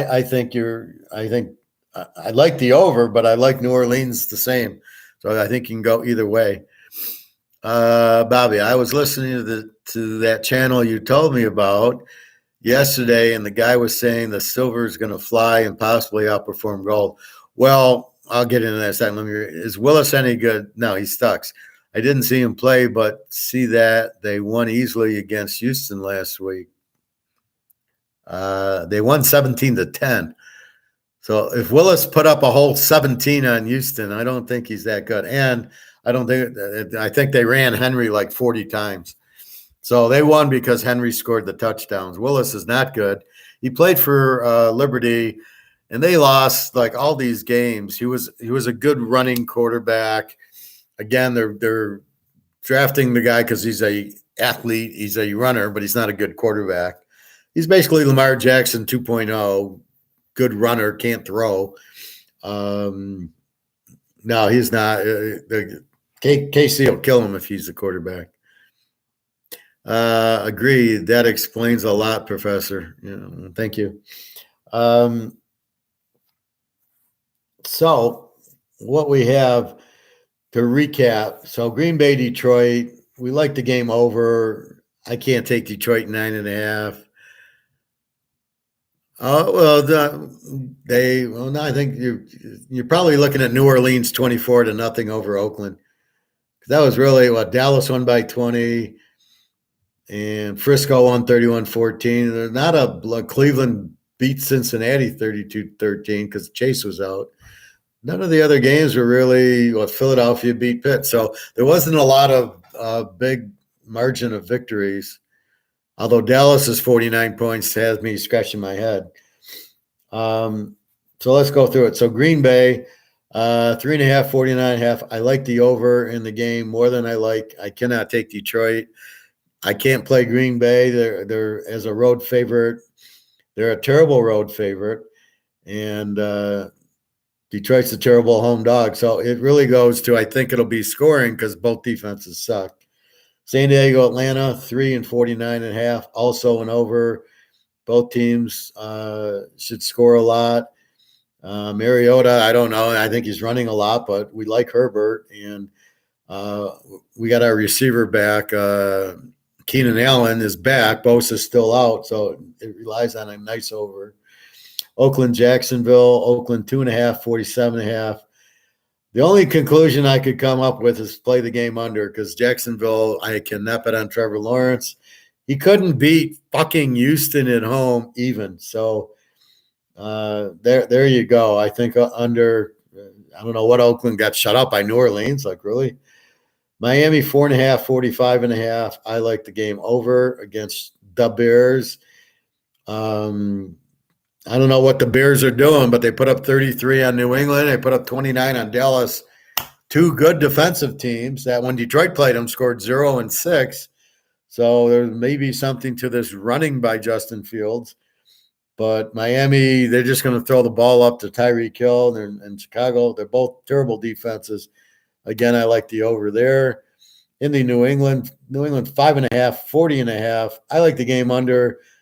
Indy, they're going to start Ellinger, and they don't have Taylor. New England is going to start Matt Jones, so they're not even playing the right quarterback. And that's where I think we're talking, guys, is the Alabama. I got to play Matt Jones because he's from Alabama, not because he's the better of the two quarterbacks. Because everybody likes Alabama, so we got to play the Alabama guys. I don't know what else. I mean, how in the world do you not start Zappe over Jones? It's just unbelievable. Unless he wants to trade Jones, like that, you know how Belichick is. So maybe he wants to showcase Jones, look how good he is, and trade him. And we got Zappe, and then we can get some running backs or something. I don't know. Always been a strange team, New England. They had Brady. They never had receivers. They never had good running backs. They always had a good defense and a good offensive line. So, see, they got the keys because they understand we need backup, right? So they would never pay guys a lot of money. So they'd have Brady, but even they didn't pay him all that. And then everybody else, they couldn't get a good receiver because that would cost them too much. So, but then they could have multiple defensive players. So when one guy got hurt, the next guy came in. And that's really what New England's strategy was, is not to pay anybody a lot of money, not to be cheap, but because you need backup. So you got to – I'd rather have 20 good guys than one good guy and then 20 guys who suck. Carolina, Cincy 7, 42.5. I like Carolina in 13 without Chase. Cincy – look like shit against Cleveland. Carolina, I don't mind P.J. Walker. I think he's better than the Houston quarterback. He was not bad at Temple. He didn't look bad. Who did they beat last week? Carolina lost Atlanta 37-34 with P.J. Walker. Enough said. I like them in 13. Very live dog here. And they're 20-4 as a road dog. So how about that? Minnesota, Washington, 3.5, 43.5. Who the fuck knows? I mean, this is the problem with 90% of these games. You cannot pick the winner, even in a teaser. I mean, I can take Washington at 9. I think I liked Minnesota and the 3, and over 37.5 because I got Jefferson and Cook on Minnesota who can score me points, and Heineke's a much better quarterback. So I think that's where I go. Why did they guys? This is what I don't understand. So Wentz sucks at Philadelphia. They get rid of him. They go to Indiana. He sucks there, with no surprise. And now Washington picks him up. And why does Washington start him? And he sucks there. At what point do you realize he sucks and maybe I shouldn't pick him up? Maybe I shouldn't play him. At what point do these idiots see this? I mean, it's unbelievable how stupid the NFL is. So again, I like Minnie in the 3 and probably over 37.5 in the teaser. It's just pathetic. Buffalo and the Jets. Buffalo 11.5, 45.5. The only way I can play this game's over 39. Buffalo will get their points. The Jets, I don't know. They're scoring a little bit. It's a very difficult game. I can't trust Buffalo to win. And then the Jets, I probably like the Jets in 17. Again, you can see last night, how does Philly only beat Houston by 12? And the spread happened to be 13. What a coincidence. So that's the problem with the gambling. There's no way Buffalo wins by 11 because they're told to win by no more than 10. So this is the problem, but this is how you beat it. you understand that the favorite is the one that gets the shaving, right? They're the ones who get the fix, right? Don't you can win by 10, but no more. And that's what happened. They did that against Green Bay. Laying 10 and a half. Allen throws an interception. They win by 10. How did that happen? Right. Bobby, the Raiders' loss was embarrassing. I have officially gave up on Derek Carr, especially with Devontae Adams. How do you get shut out with Devontae Adams? Phil, they lost the Falcons, but due to an extra point miss, right? Because of the idiot celebrating, taking his helmet off, getting a 15-yard penalty. This has to be the last stop for Wentz. Oh, come on. He should have been last stopped. He should never have been drafted. I never saw anything. How do you draft these North Dakota State guys who play Division II? What possible connection can you have that they're going to be good in the pros playing Division II? Look at Trey Lance. I mean, you can't even do that with the Michigan, Ohio State guys. Look at Fields, played at Ohio State, and he sucks. And Lawrence played at Clemson, and he sucks. You're going to get a guy from North Dakota State, and you think he can play NFL level? Are you kidding me? So that's where it all began. Is you're drafting guys out of Division II. You could get away with a Jerry Rice because he looks so good, but not a quarterback. I mean, a receiver can do it, but not a quarterback. Phil, I love the Jets pick. Bills have been winning on national TV a lot lately. That makes the public bet heavy on the Bills. Well, that's also where we try to leave emotion at the door. I don't really get into the eye test, which I hear people I want to throw up. It's not, there's no eye test. It's just Buffalo doesn't have a running attack. Allen, you can blitz him, and I guarantee you the Jets blitz him, and he's terrible against the blitz. And they have a decent defense, but again, it's skewed because they play teams that are bad offensively. God, this shit again.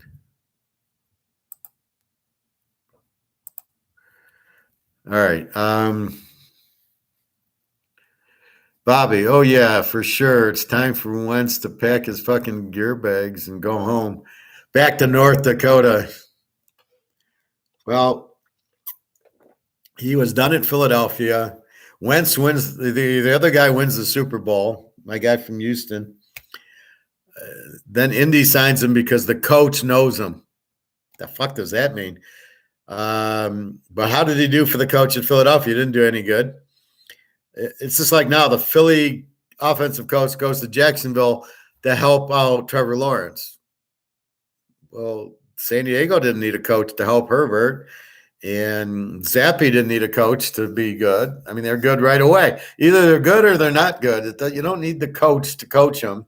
Go hire Joe Montana to coach them in the offseason or something.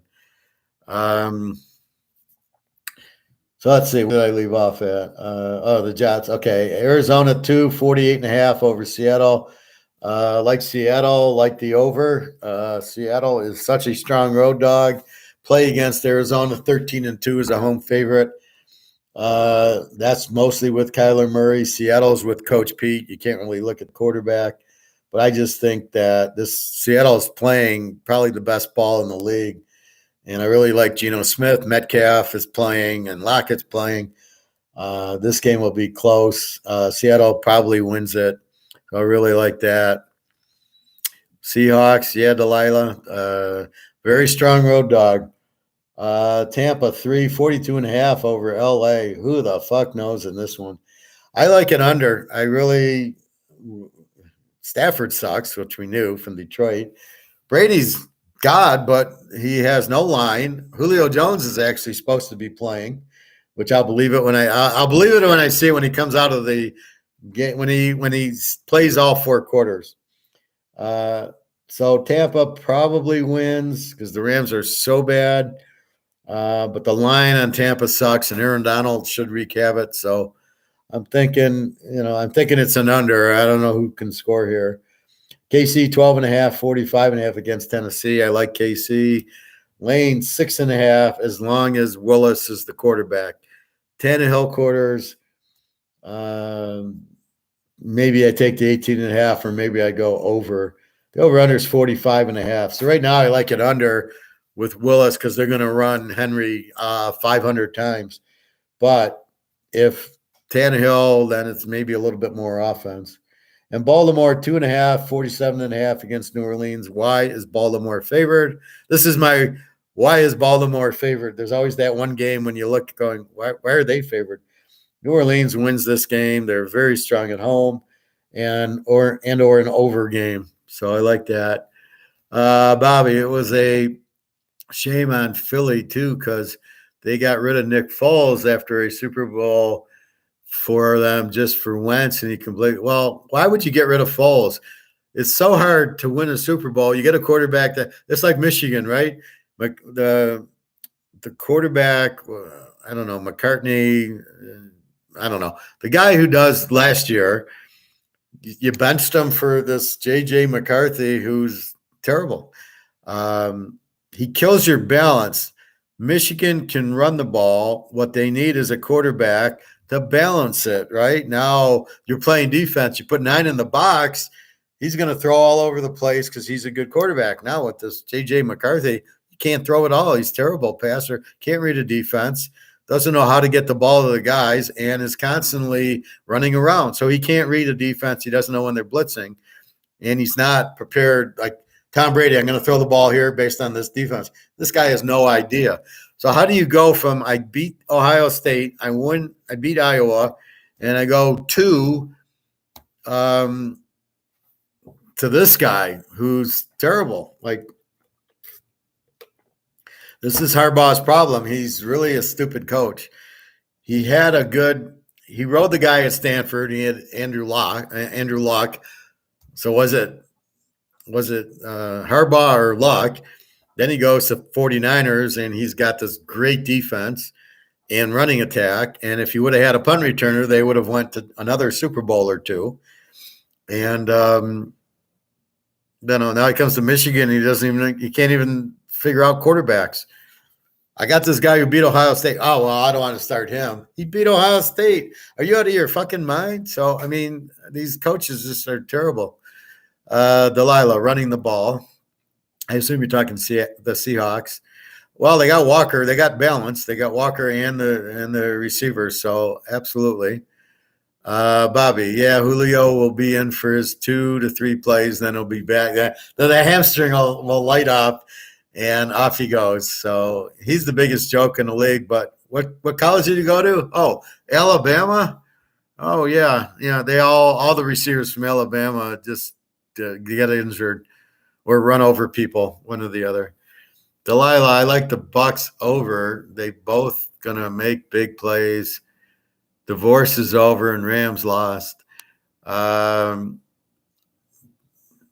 At home, I like the Ravens. Oh, I don't like the Ravens at all.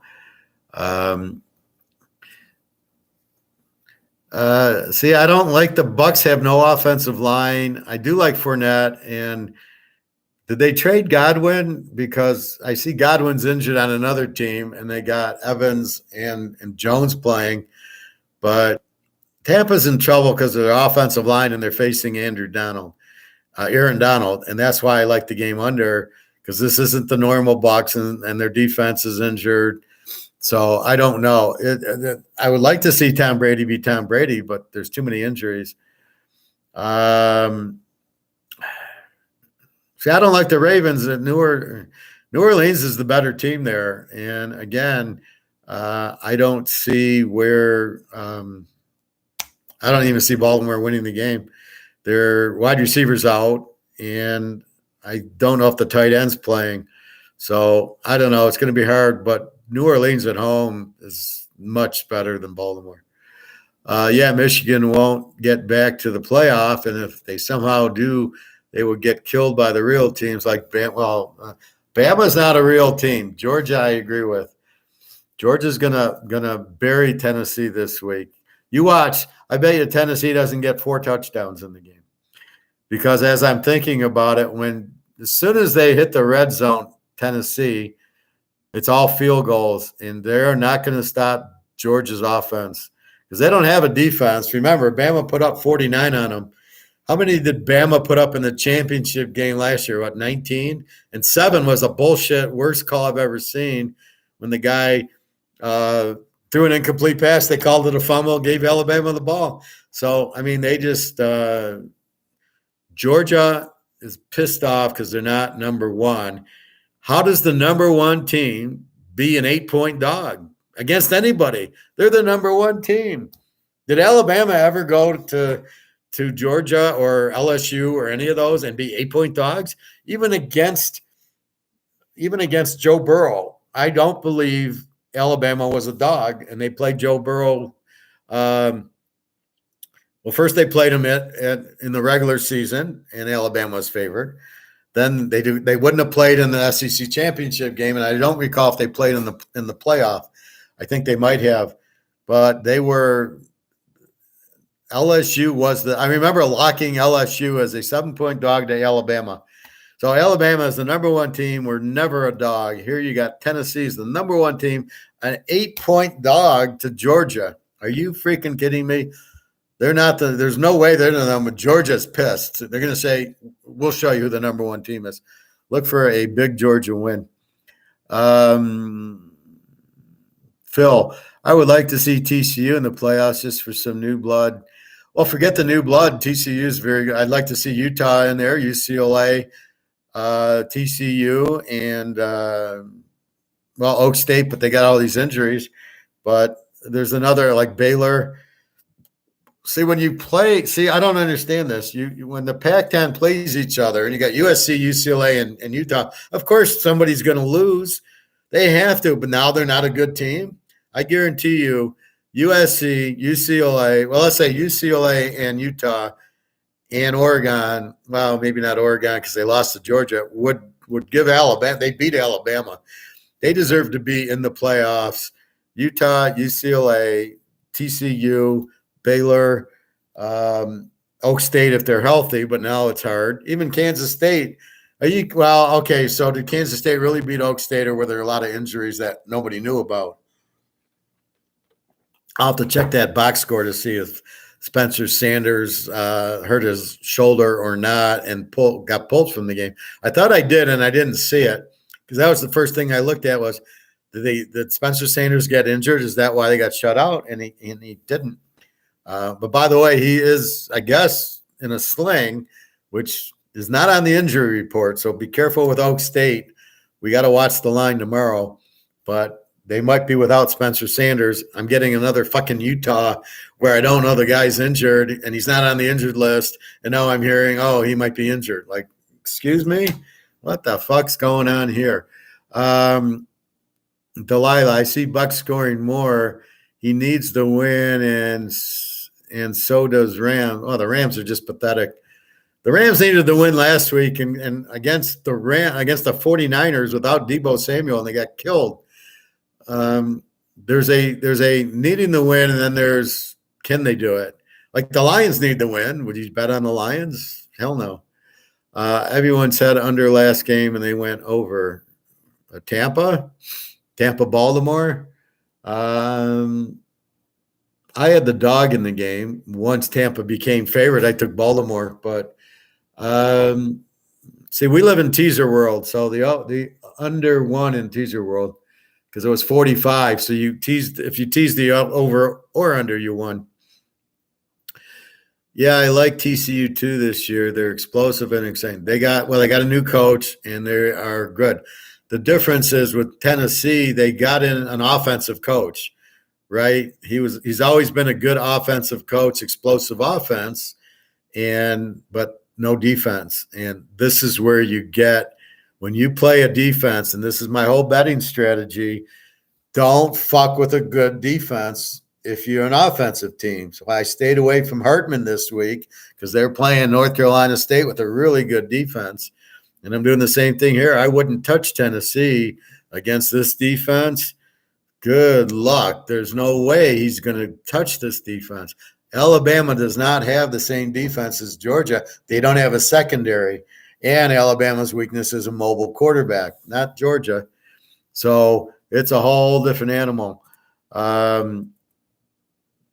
So with TCU, they got both though. They got a good offensive coach, but their defense isn't bad. But a lot of these teams, they just score a lot and they play that. But TCU is definitely a playoff team, and that's why you need more than 4 teams. You're telling me there's only 4 good teams all of a sudden Georgia and all of a sudden Clemson's the top 4 team. TCU would kill Clemson.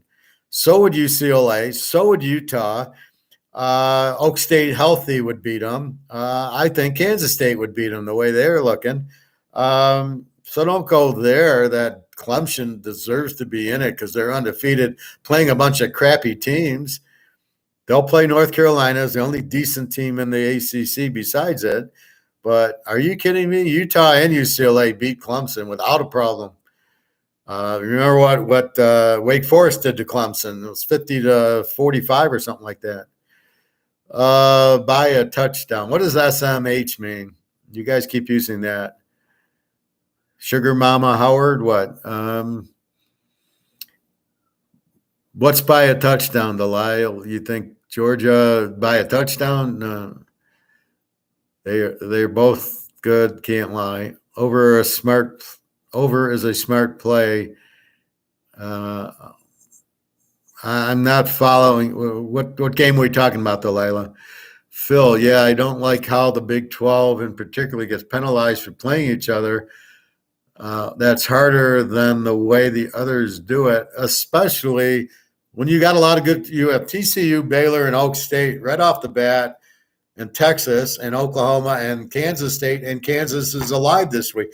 So – and Iowa State. So where you don't have that weak Vanderbilt team in there, right? Used to be Kansas, but not this year. Kansas is lighting it up and a terrible defense, but I just don't see it exactly. And the Pac-10 gets penalized. USC, UCLA, and Utah play each other. They're all in the same part. And then you got Oregon on the other side. So how are you supposed to run the table? UCLA they beat Utah and they beat Washington, but then they played Oregon. And so losing to Oregon, what? That makes them a bad team? Because they beat Utah and they beat Washington and then they lose to Oregon, so they suck? I mean, come on. When you play a harder schedule, you're going to – and who cares if you lose a game? Why is it like I can't lose a game? Why can't? Well, if they got, if Alabama has 2 losses, they're no good. Alabama's got 1 loss and they're no good because they couldn't beat Texas and Texas A&M barely. So Alabama's not a good team. They have 1 loss, but who cares? They're not a good team. They don't run the ball. I would love USC, but their defense kills them. Caleb Williams might be the top quarterback in the country. No, he's running with the system. So he's got the Oklahoma system that made all these other guys look good.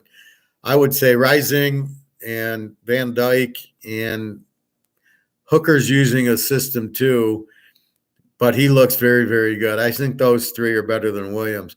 In other words, if Williams were to play at TCU, would they have the success if they switched?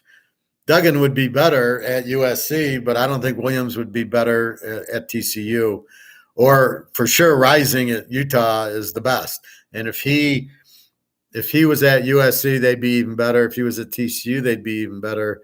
But if you went to Utah, if Williams went to Utah, they traded, right? And Williams goes to Utah and Rising goes to USC. Rising's 20 times better than Williams, and Williams is going to struggle at Utah. It's the system at UCLA. Shake my head. Okay, Phil, shake your head. Bobby, 100% correct. For the playoff system sucks, and then it will leave out a lot of 1-loss teams. Well, it shouldn't be. The Giants beat New England with 6 losses, so I don't get why you're so penalized to lose 1 game in football when you play USC, UCLA, and Utah play each other. They're probably all going to have 1 loss. Does that make them not good? Well, let's say they're in the SEC and they didn't play anybody. So let's say Utah and Alabama switch, and Utah gets that soft SEC, what is it, West or East or whatever, they'd be undefeated right now. I mean, who would beat Utah or UCLA, and for that matter, in the SEC? Nobody. Alabama has not played any good teams in the SEC. What was their loss? Well, Tennessee is on the other side, but Tennessee is UCLA, right? Strong offensive team. So UCLA beat Alabama in a sense, right? That's how Tennessee is. But they're not even balanced. UCLA is better than Tennessee because they're balanced. They got Charbonnet and Thompson Robinson, and they light it up, and they actually have a better defense. So UCLA is better than Tennessee, but the fact that they had to go to Oregon and Utah and Washington and all these teams, they're bound to lose one, doesn't make them a bad team or a one-loss team.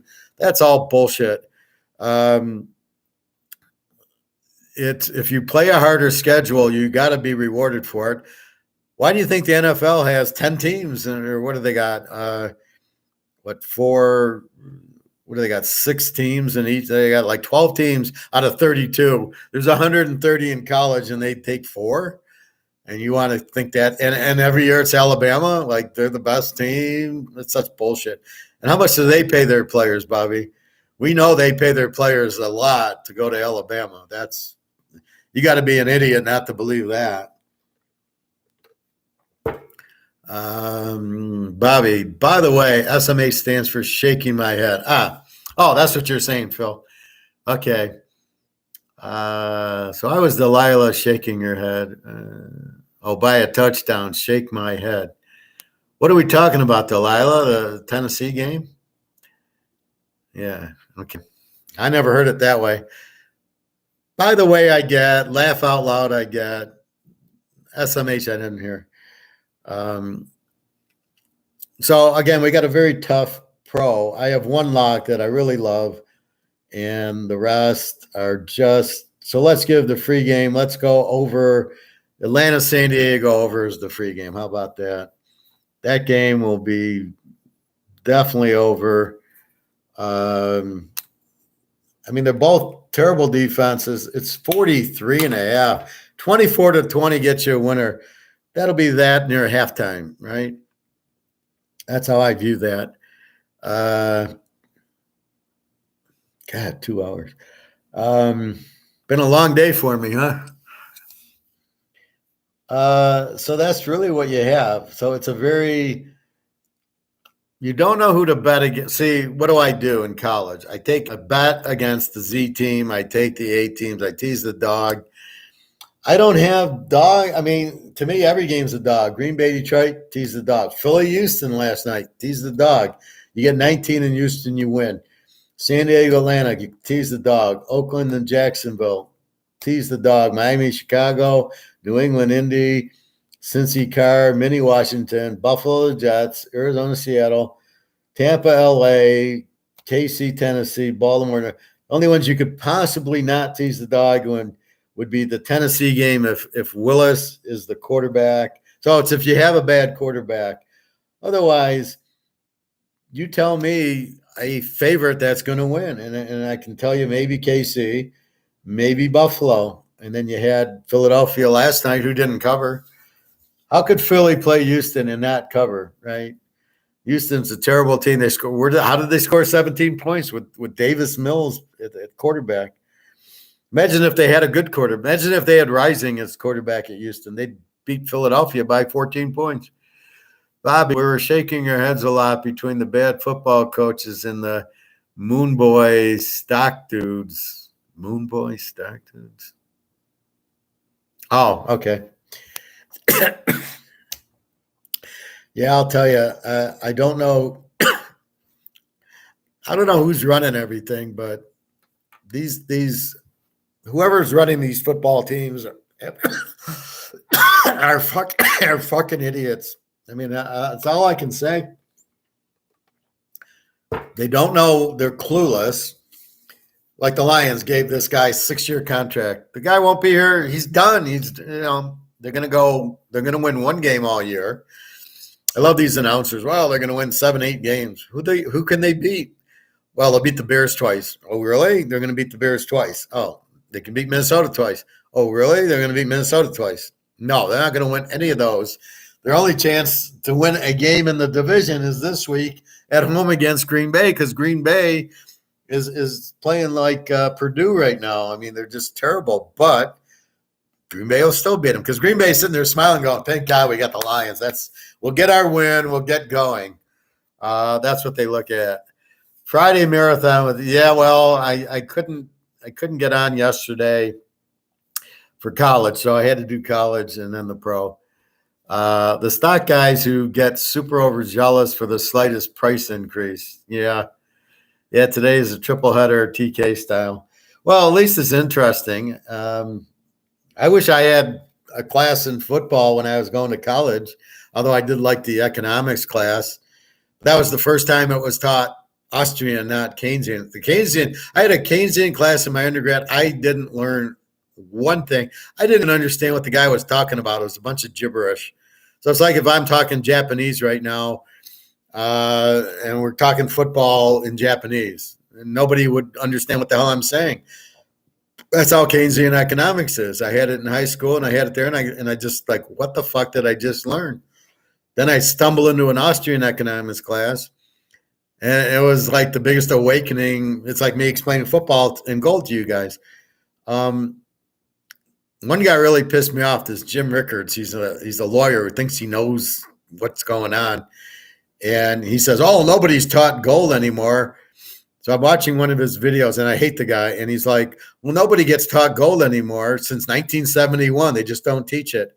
I lit him up. I went into that video, and I commented, and I go, "You motherfucker, what are you talking about? I learned in 1995, which is what I'm teaching you, Austrian economics and gold."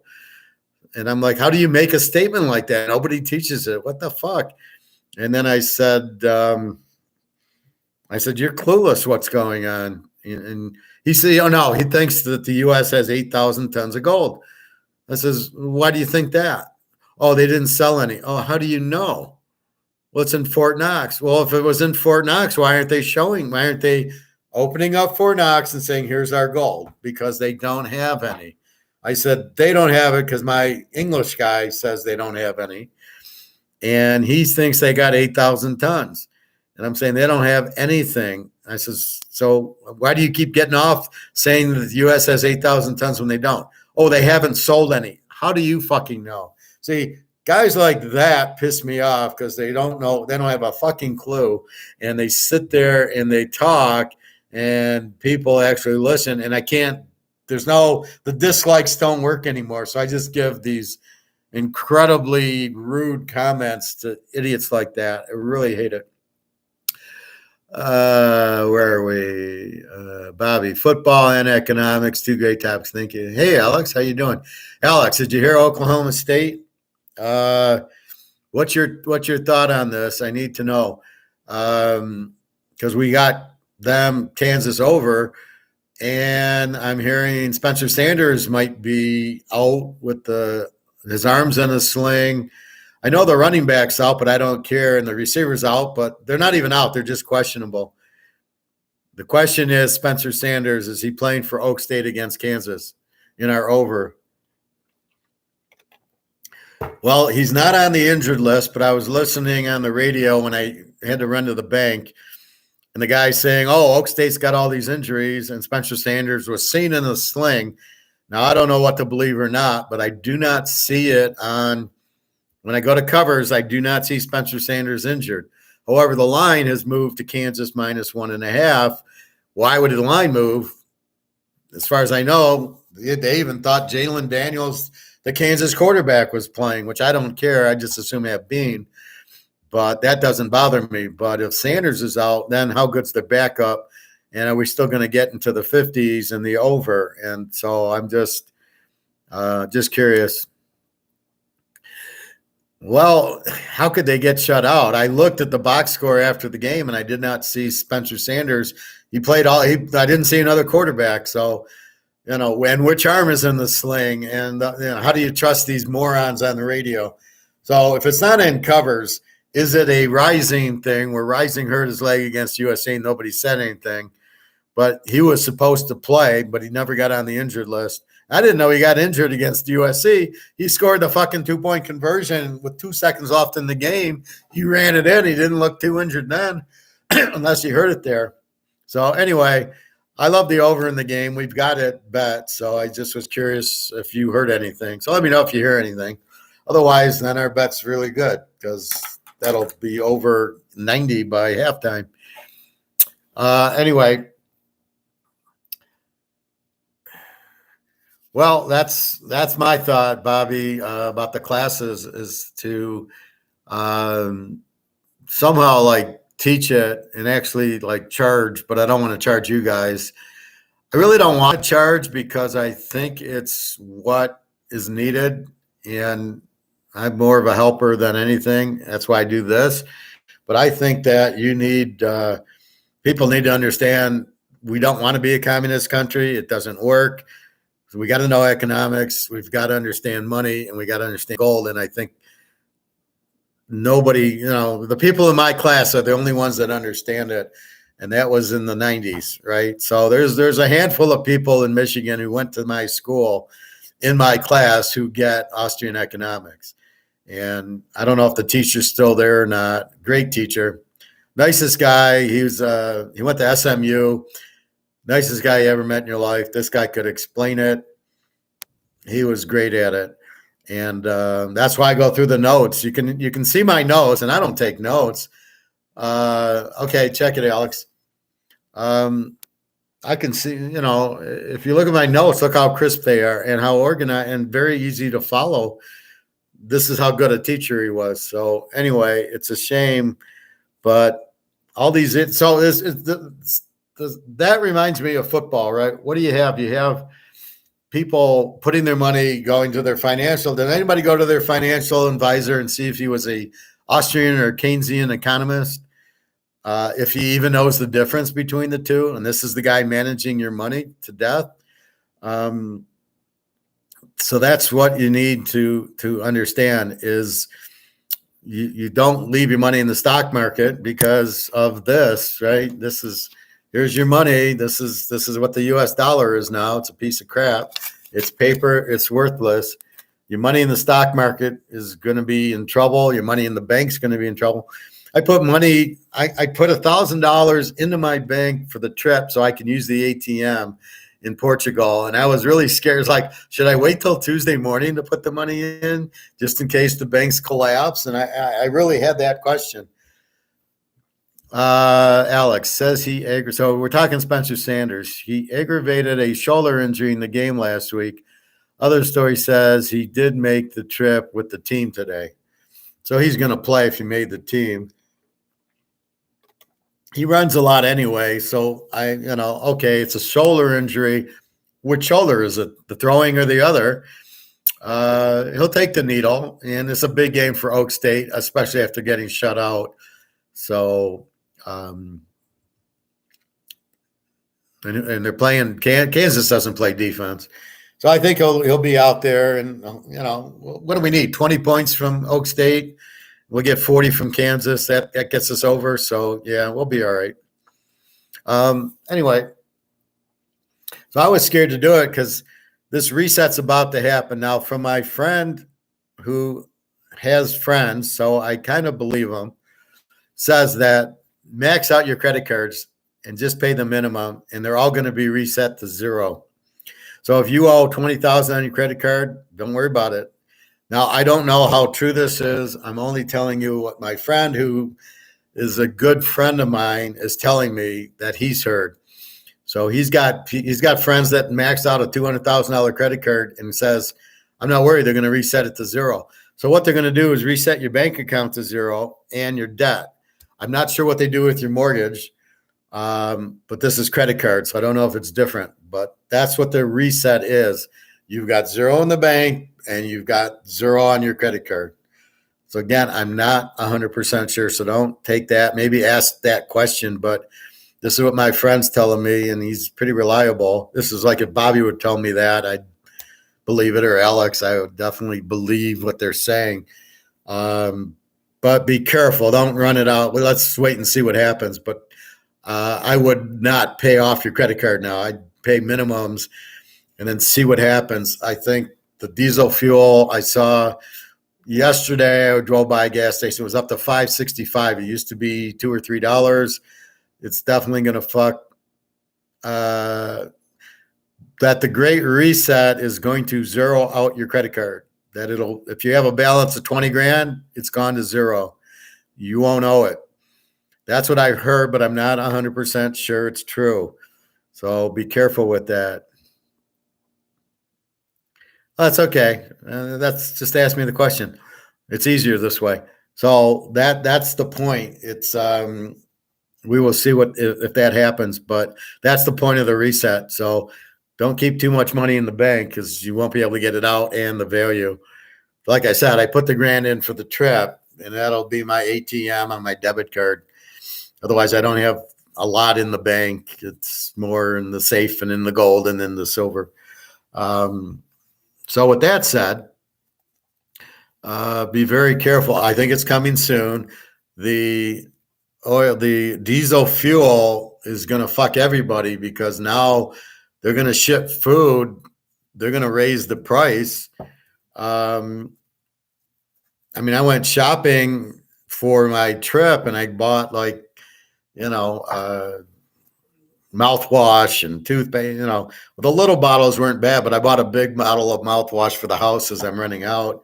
It was like $7 now. I mean, it used to be $4 or $5. I mean, it's crazy. Yeah, I took over in Washington. I played around with it, and I just thought Oregon State's starting to score. Washington doesn't have a great defense, and they're going to light it up. And the over-under was low. It was like 50-something. What do I got? I got 54. So I go 48. That's a joke. Bobby, so when you say we won't be able to get it out, you mean not all of it, like 10,000 minimum? No, I mean all of it. And how long do you think that'll be the case? 53. Yeah, go over the 53. How long do I think? Well, no, look at China. China, the banks are closed. All the people got fucked. You can request your larger amounts and they order type of thing. No. Well, maybe, but if you got like 100,000 in the bank, you'll never get it out. It won't happen. They'll either close or they'll just come out with the new currency and they'll say, well, your 100 grand is worth 50 grand of the new currency. Like Pakistan, like Zimbabwe, like Russia, here's a new currency. And I don't think they'll have digital currency because the banks don't want it. The banks like having the power to print this. JP Morgan has the monopoly on printing this. So why would they want digital when they can't? They don't want gold because they can't print it, right? So if you're a country and you're a government and you're running it, you want gold because you're safe. There's no inflation, nothing, no wars, nothing bad can happen. They get off of gold for the money to print it. So why would they go to digital when you can't print digital? Bobby, but I would think that eventually you get the money out. No, I don't think so, Bobby. I think the money is mostly digital now. It's just numbers on screens. Well, if I don't have money in the bank, I can't use my debit card.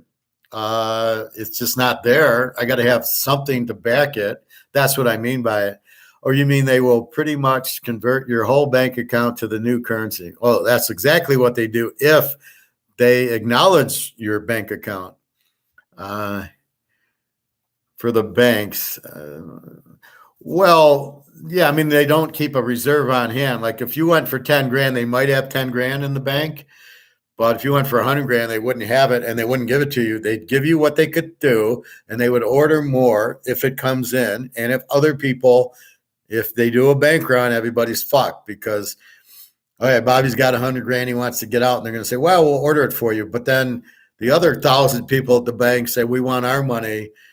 You're waiting in line, a line that you never get to the front desk on. You have to be very careful. Get your money. I've been telling you, get your money out. Go buy your gold and silver. Quit fucking around.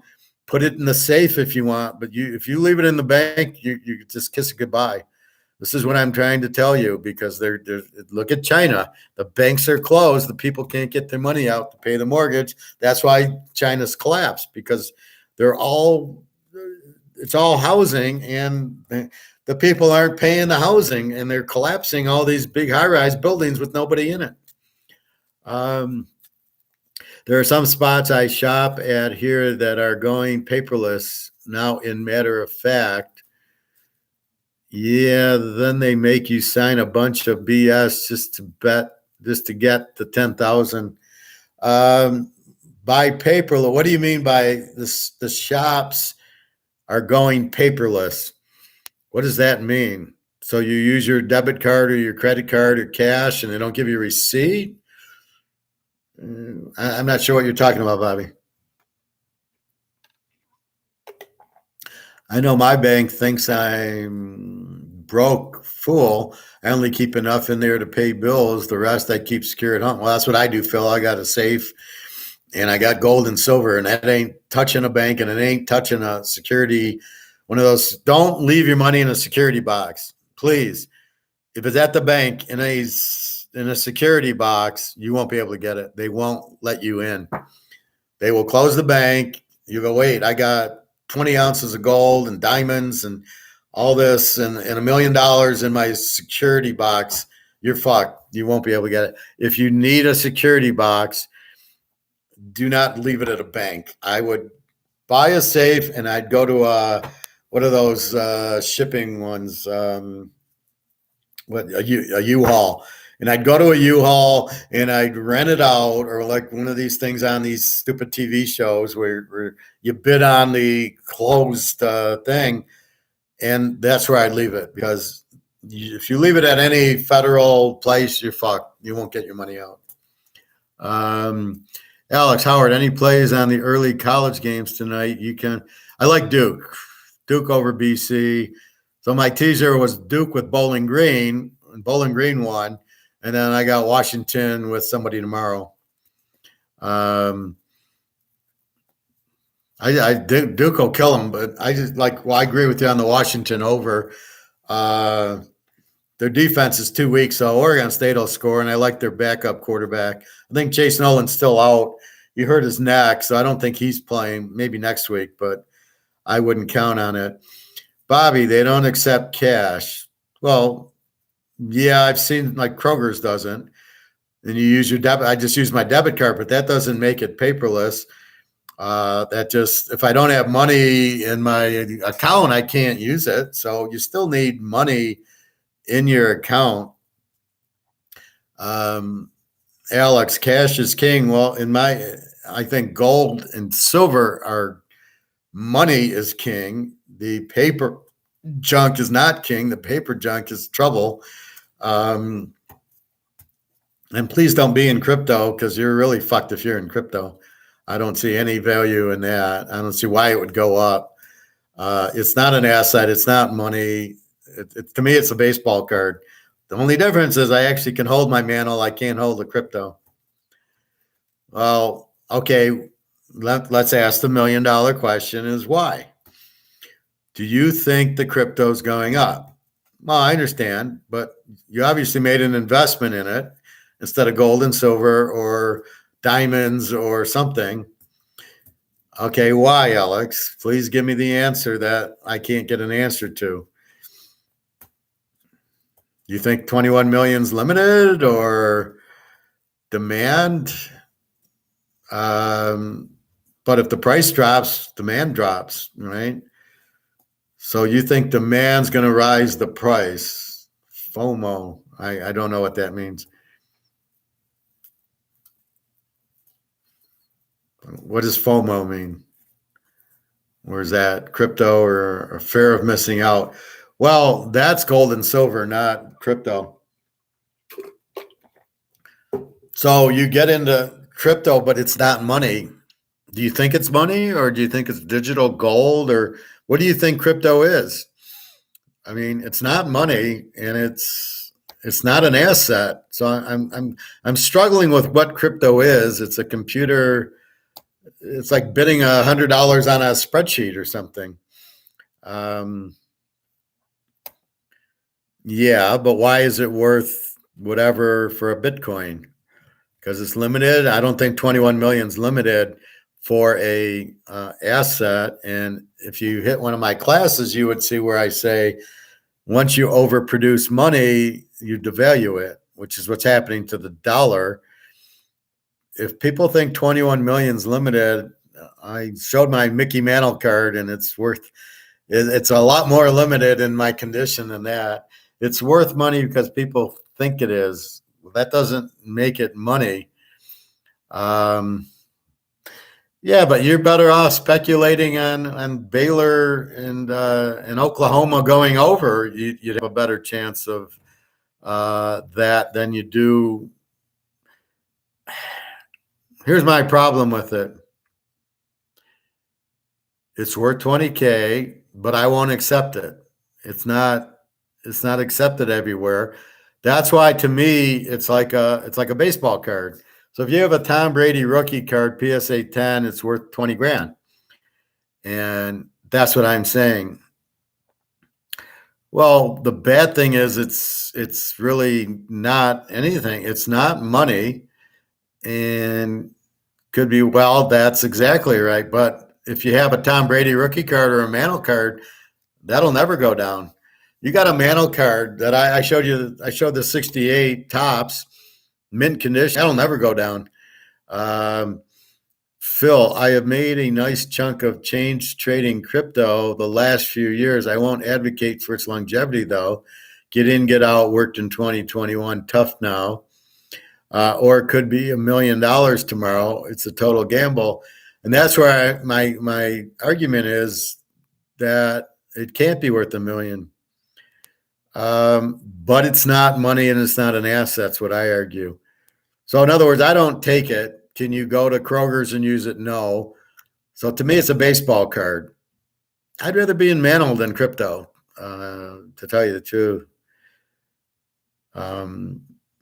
It's a collect. It's like a collectible. Let's say it's a Mantle card, right? Well, why don't you buy Mantle cards? I don't know I don't know how much you have. It's 18,000 coins. So let's say you have a coin. I would sell it and buy a Mantle card. The problem is going to be is how do you sell it, and then how do you get your money? And the problem is, what happens when this is worth nothing? So this falls off the table, and now you got 18,000 in what? You don't. You don't. There's no value to it because it's in dollars. Okay, maybe it goes to the new dollar. My 18,000 in gold. I would tell you if you had, I don't know how many coins. That's up to you. If you had one coin, it's worth 18,000. I would sell it and buy 9 ounces of gold, and I'm going to make $1 million in my 9 ounces of gold, 100% guaranteed. And you're going to be in crypto. And how do you even get rid of it? And what value is it? Gold's going to go up, and I can walk into a Mercedes dealership with a gold coin or a house with the gold coin, give them the gold and get the house. You can't do it with crypto. That's my point. Bobby, I advise that all go buy a Bobby Bonilla rookie card. Well, yeah, but you don't have a value, Bobby. Wait, here's a Bobby Bonilla rookie card, unfortunately. All you needed was another 700 home runs to have that card go up in value.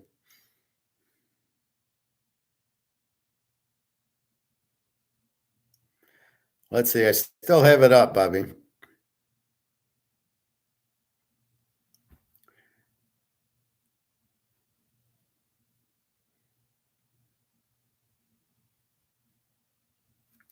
So here's our Bobby Bonilla rookie card for $45. It's sad. How could you only be worth $45? I still can't believe that that's all you're worth. Yes, this is Bobby Bonilla. This player is Bonilla on the site. So it's really him. And he just doesn't have a value. It's sad. I like that pirate uniform, though. Did you keep it? Were you able to keep the?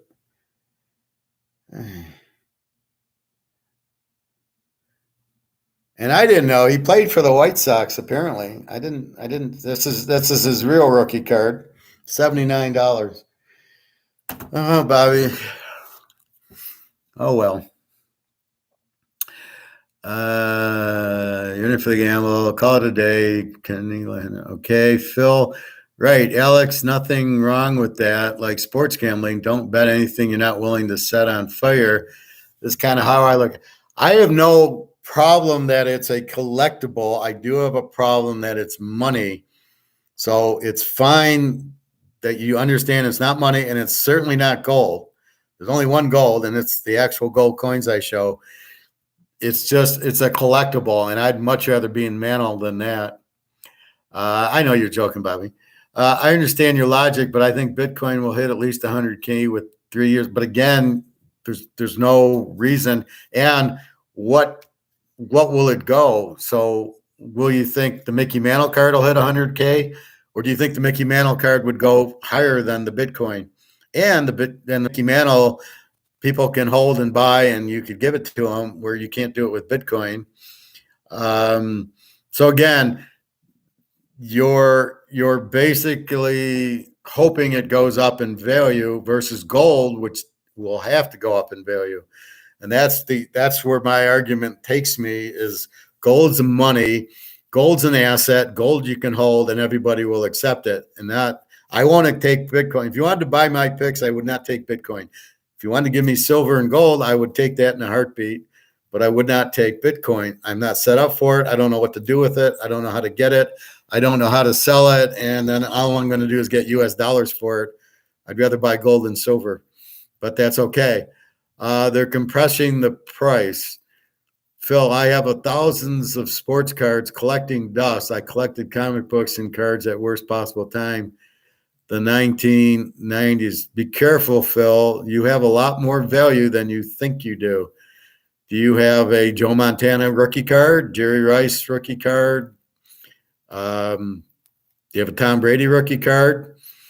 And is it graded PSA 10? Because if it is, Joe Montana's rookie card that I thought was worthless, PSA 10 is worth over $100,000. Jerry Rice, same thing. So is Montana and Marino and Elway, and even the double print Marcus Allen's worth like $70,000. Lawrence Taylor's rookie cards like $20,000 or $30,000, graded. So you got to get them graded, and they're worth a hell of a lot more than you think, Phil. Alex, how about my Astros? One went away. So Verlander won last night. There you go. He had to make up for. That's what teams do when they get embarrassed. They come on. So I'm looking for Oak Steak tomorrow to really light it up. Well, I like the Astros, and that's what I said all along. The best pitching wins. I have a Troy Aikman was the best last I checked. Well, you got to have Barry Sanders. You had Troy Aikman. He's worth more. And then it depends if it's the score. If it's the score, 89 score, Barry Sanders, PSA 10 is like $1,800, $2,000. So they're worth a lot more than you think they are. Phil, I haven't checked in years, though. Well, I'll start checking. Freaking nail biter last night. I have an Emmitt Smith rookie card. Which card? The pro set or the score? He's got a score rookie. He's got a score update rookie. He's worth about $2,500. Again, it's got to be graded PSA 10. And that's the kick to it. It's like a coin. If you have a coin that's graded MS 70, it's worth a hell of a lot more than it's just the coin, except for gold. It doesn't matter that it's graded. You're buying the ounce of gold. Phil, it's the 89 score, but it's definitely not mint. Well, you got to have it mint for sure. Is it the one in his uniform or is the one with his picture? He's got the one in the Dallas uniform that's a couple $100 on Pro Set. But these are worth a hell of a lot more than you think if they're in real mint condition. This picture, that's probably worth a lot. Could be a score one if you're talking. This is Troy Aikman or Barry Sanders? Well, you're talking Troy. You probably have Barry Sanders because if you got the 89 score set, there's a lot of valuable rookies there. Michael Irvin, Derek Thomas, Barry, and Aikman, and Deion Sanders is in there. So you got 5 strong rookie cards, plus the Montana card and the Rice card and the Lawrence Taylor card. PSA 10s are worth a good chunk of change. But that's all good. It's all condition. But so I understand what you're talking with the Bitcoin and the crypto, but keep in mind, if you have let's go to Montana rookie card. You have the Montana rookie card. It's PSA 10. You have it. It's an asset. You can sell it, trade it. People get it. If you have the crypto, if I don't have crypto, I can't get it. And it's really not, you're not trading it to me. You're depending on the Russian mafia to jack the price up, which they don't want to do because they move their money into gold. And that's really the end game. Is the crypto was invented for the Russian mafia to hide their money. That's why Bitcoins exist, and some of the Chinese mafia. So I wouldn't count on it to go to 100 just because. There has to be a reason. Now, why do I think gold? Well, I've explained that a lot. Is the dollar's losing value. It takes more dollars. See, here's where I'm the misconception. The dollar loses value, forces gold and silver up because it takes more dollars to buy gold and silver. That's why gold and silver is going to go through the roof, because these idiots are inflating the dollar.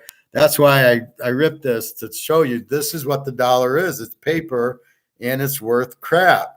But as it loses value, gold and silver go through the roof.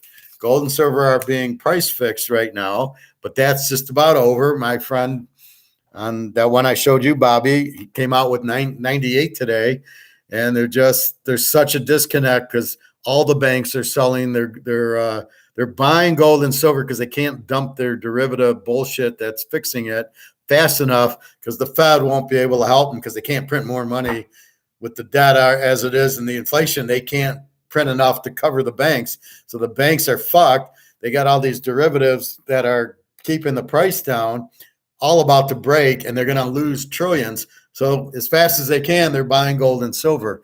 But because of the derivatives, it doesn't show in the price. So these are going to kick. But it's because the dollar's losing value. How does that help crypto? How does the dollar losing value help Bitcoin go up? It doesn't, because Bitcoin, as you pointed out, Alex, is whatchamacallit. It's a computer thing, right? So if it's a computer thing, what makes it go up in value? So people are buying stocks because they think the dollar's crashing and they think they'll be safe in stocks and bonds, and they won't be, because they're still in US dollar. All the companies are going to lose their ass because of the inflation. The bonds, why would you want a 3% 10-year bond when inflation's 20%? So you're going to lose 17% a year? What kind of stupid investment is that? So because the dollar's losing value, the only safe place is gold and silver. That has to go up because it takes more dollars to buy it. But it doesn't take more dollars to buy the crypto. The crypto isn't an asset. If it was an asset, I would agree with you, Alex. I don't know if it would hit 1 million or 100,000. I think that's just I don't know, wishful thinking. That'd be like me saying the Lions are going to win the Super Bowl, which never have. They'd be like me saying Michigan's going to beat Ohio State. It'll never happen. I can say it will, but not this year. They're not going to beat them. They don't have a chance. So that's the difference. But an asset has to go up in value because the dollar drops, the assets in terms of dollars, but gold and silver doesn't need dollars to have value. What will Bitcoin do? So Bitcoin, you've got heavy inflation, is not going up now. What's going to drive it up later? So you're going to take the money out of your bank and buy more Bitcoin because you think it's going to go up. And my response is, go buy gold and silver. What are you wasting your time in Bitcoin? Because gold and silver has to go up, plus it's real money. And that's where crypto doesn't go up because of inflation. And that's the difference. But the mantle card's an asset, will go up, as will diamonds, as were Picasso's, or real assets will go up because it costs more dollars to buy them. Touchdown Duke, there you go. That didn't take long.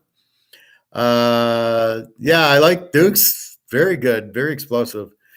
Bobby, it's crazy how many people I know that are not the least bit aware of all this, and they just keep counting on saving in 401k. I am very tempted on pulling trigger on at least some of my 401k. Bobby, I've already sold a quarter of my IRA to buy gold, and I'm very tempted to finish the rest and buy the gold. I'm kind of leery about what to do.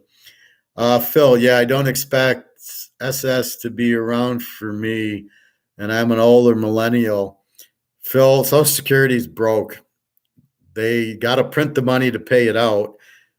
You cannot expect to have it. The only way you're going to survive, everybody, all my family here, you got to buy gold and silver. It's going to go up. It's a lock. It can't go down. All the bullshit of the COMEX is bull. It's price fixed. We bitch about the game yesterday. Philly laying 13 wins by 12. That's what gold and silver is. It's price fixed down by COMEX by JP Morgan. And JP Morgan realizes they're fucked. They got to get out and they're buying it. And you see all this run on physical gold and silver. It's not 2008. This isn't 1970. The Fed cannot rescue anybody because they can't keep printing because of the debt and the inflation. If you print more to rescue everybody, you kill the inflation goes through the roof because you're printing and printing and printing, which devalues the dollar even more. So with that said, Alex, would you advise to sell my Apple stock to buy gold? Absolutely. Your Apple stock, first of all, how many $1,500 phones are they going to sell when people won't have money for food and utilities going up and everything else? So what you got to understand is the dollar's dropping. People, well, I know you're an executive, Alex, but I mean, are you going to get a raise to cover the inflation, or maybe you don't need one? But I've sold all my stocks. I've been out of the stock market for over a year, and I bought gold and silver with everything that I have, just sitting there and waiting for it to explode. And Pakistan went from 1,800 to 151,000 an ounce of gold. So you've got to, so what I'm teaching, and I don't know if you watch my economics videos, Alex, is the dollar's losing value.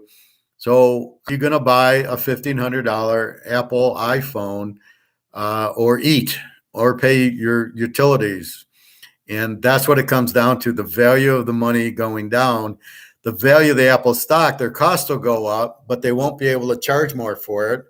And it'll drop like everything else. Look at Microsoft's dropping, Tesla's dropping. There's not going to be enough buyers to buy it. So their cost will be there, their sales will drop, their stock will drop.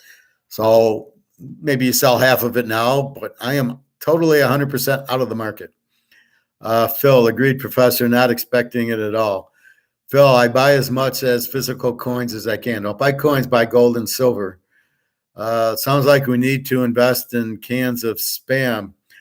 Well, you're joking, and my freezer's full of hamburgers, steak, and chicken because of the coming shortage of food based on $5.60 diesel, which is going to cause all the costs to go up with the inflation. So really, diesel hasn't gone up. That's a perfect example. It shows you how the dollars dropped, right? So the dollars dropped, so it costs more to buy the diesel, not because diesel price is going up.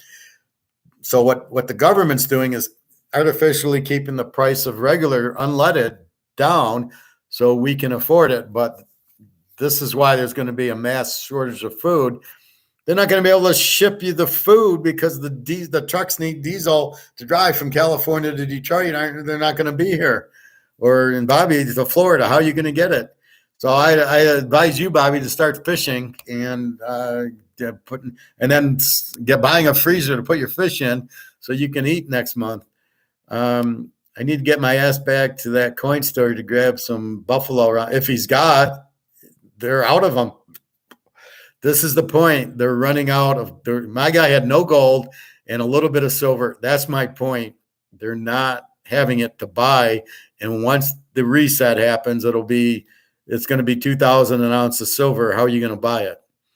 Alex, can of Spam might be worth 100. Supply and demand if people want it.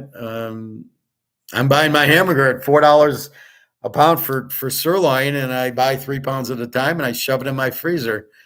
So I'll survive another month, and then I'll be dead. But that's it. Bullets, food, and silver. Yeah, you got it, Phil. Alex, I have plenty of bullets. So there you go. Random question, since you mentioned steak. How do you like your steak, Professor? Medium rare?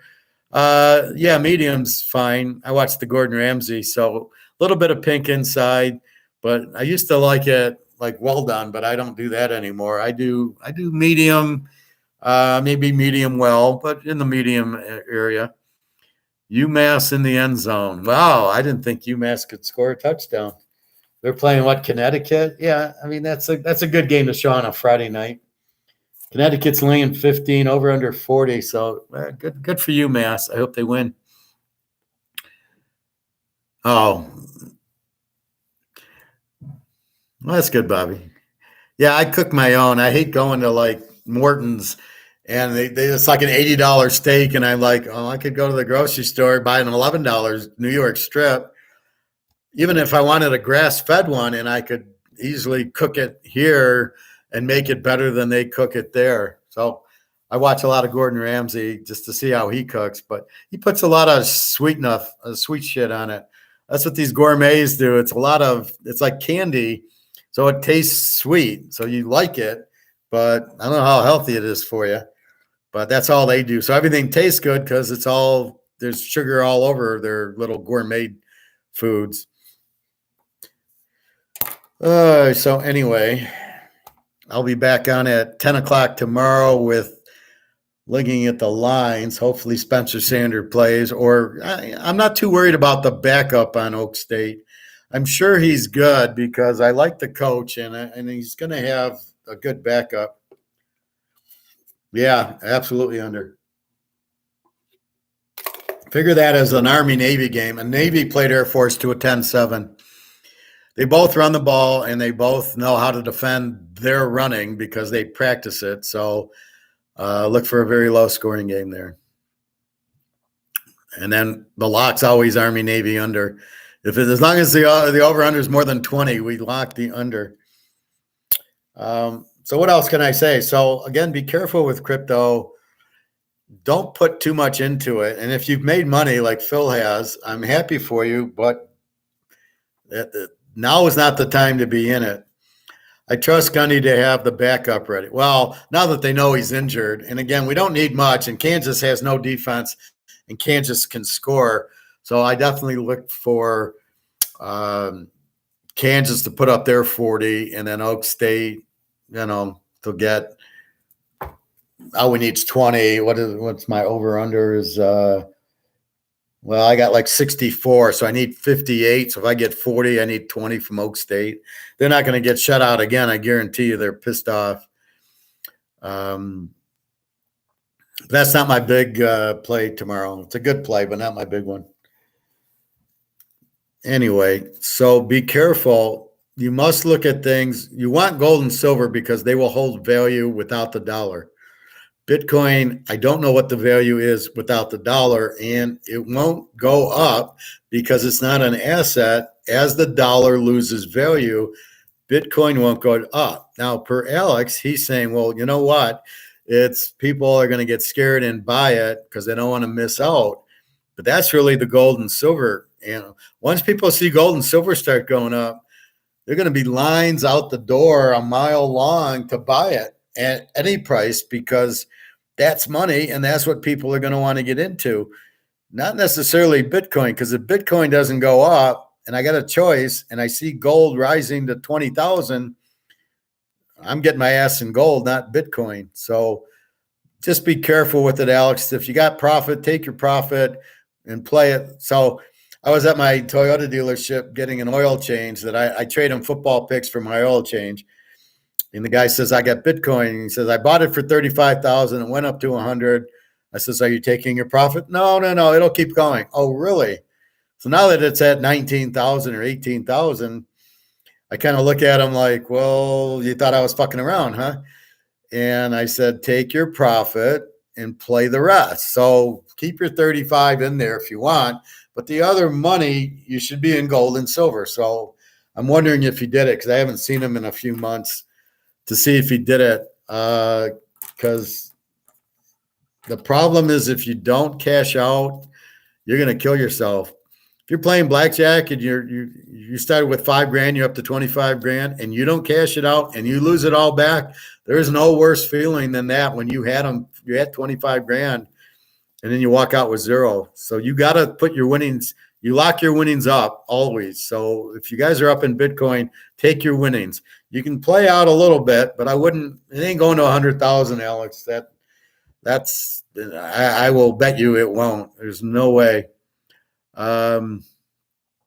What time you go on tomorrow? 10 o'clock is of the noon game. So I like to look at the line, maybe 10:15, because we need the new Vegas line. And then we'll see if Spencer Sanders, so the line needs to adjust if he's playing or not, and they won't know right away. But Vegas really opens it's either 6 or 7. And so 10 o'clock is 7 o'clock Vegas time. Then we can get a better feel for the line. So about 10:15, and then the games kick off at noon. So it's enough time to do that.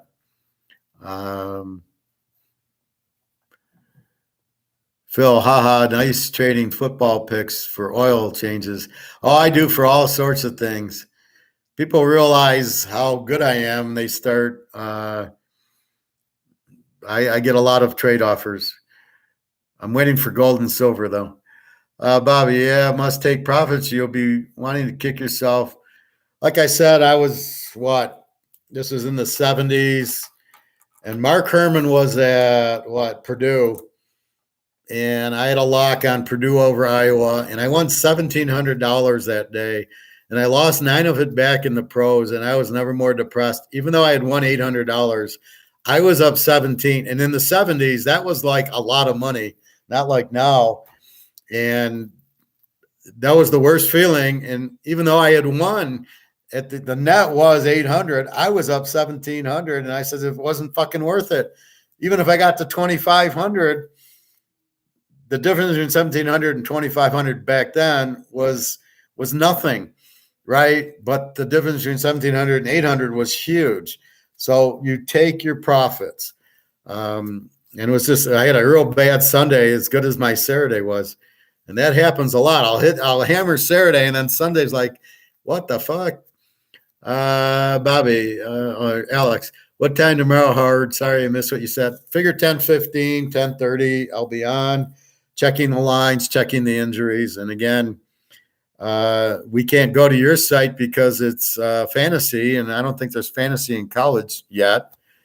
I really don't understand this licensing for the players, the images. We all been there. Terrible feeling to go up big and lose big. That's why you lock away your winnings the best you can. I'll pull up the injury site in the morning. Yeah, well, I go to covers and I'll see, but we'll see the line. So right now it's Kansas is 1.5, 64. So if we see Kansas 3.5, we know he's out. Or if we see 64 down to 60, I don't know how much the over-under is going to go because of the backup, but Oak State was a 2.5-point favorite, and now Kansas is a 1.5-point favorite. So the line will tell us what's going on. I'm kind of anticipating 3, and even if he plays, he's going to be injured. So we're looking and hoping for the backup. So let me go to my Bible and let's look at Oak State. Let's see who their backup is. So we'll figure this out right now.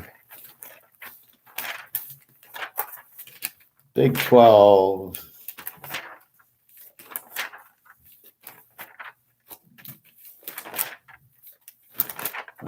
Okay, so this is the Bible. This is my unabridged edition. So now we're at Oak State. Let's see who they're. Well, they love Spencer Sanders, a senior who signed in the most moments a year ago. Fiesta Bowl. So they're talking about Sanders.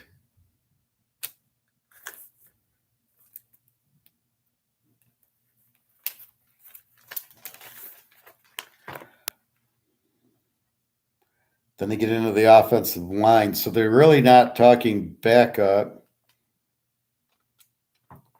Okay.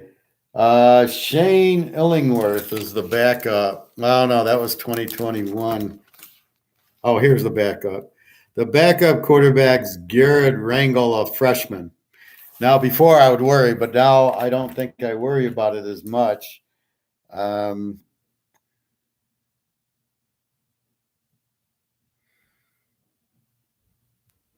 Yeah, I mean, this could be a problem. Garrett Frangel, a freshman, but I bet he's going to play.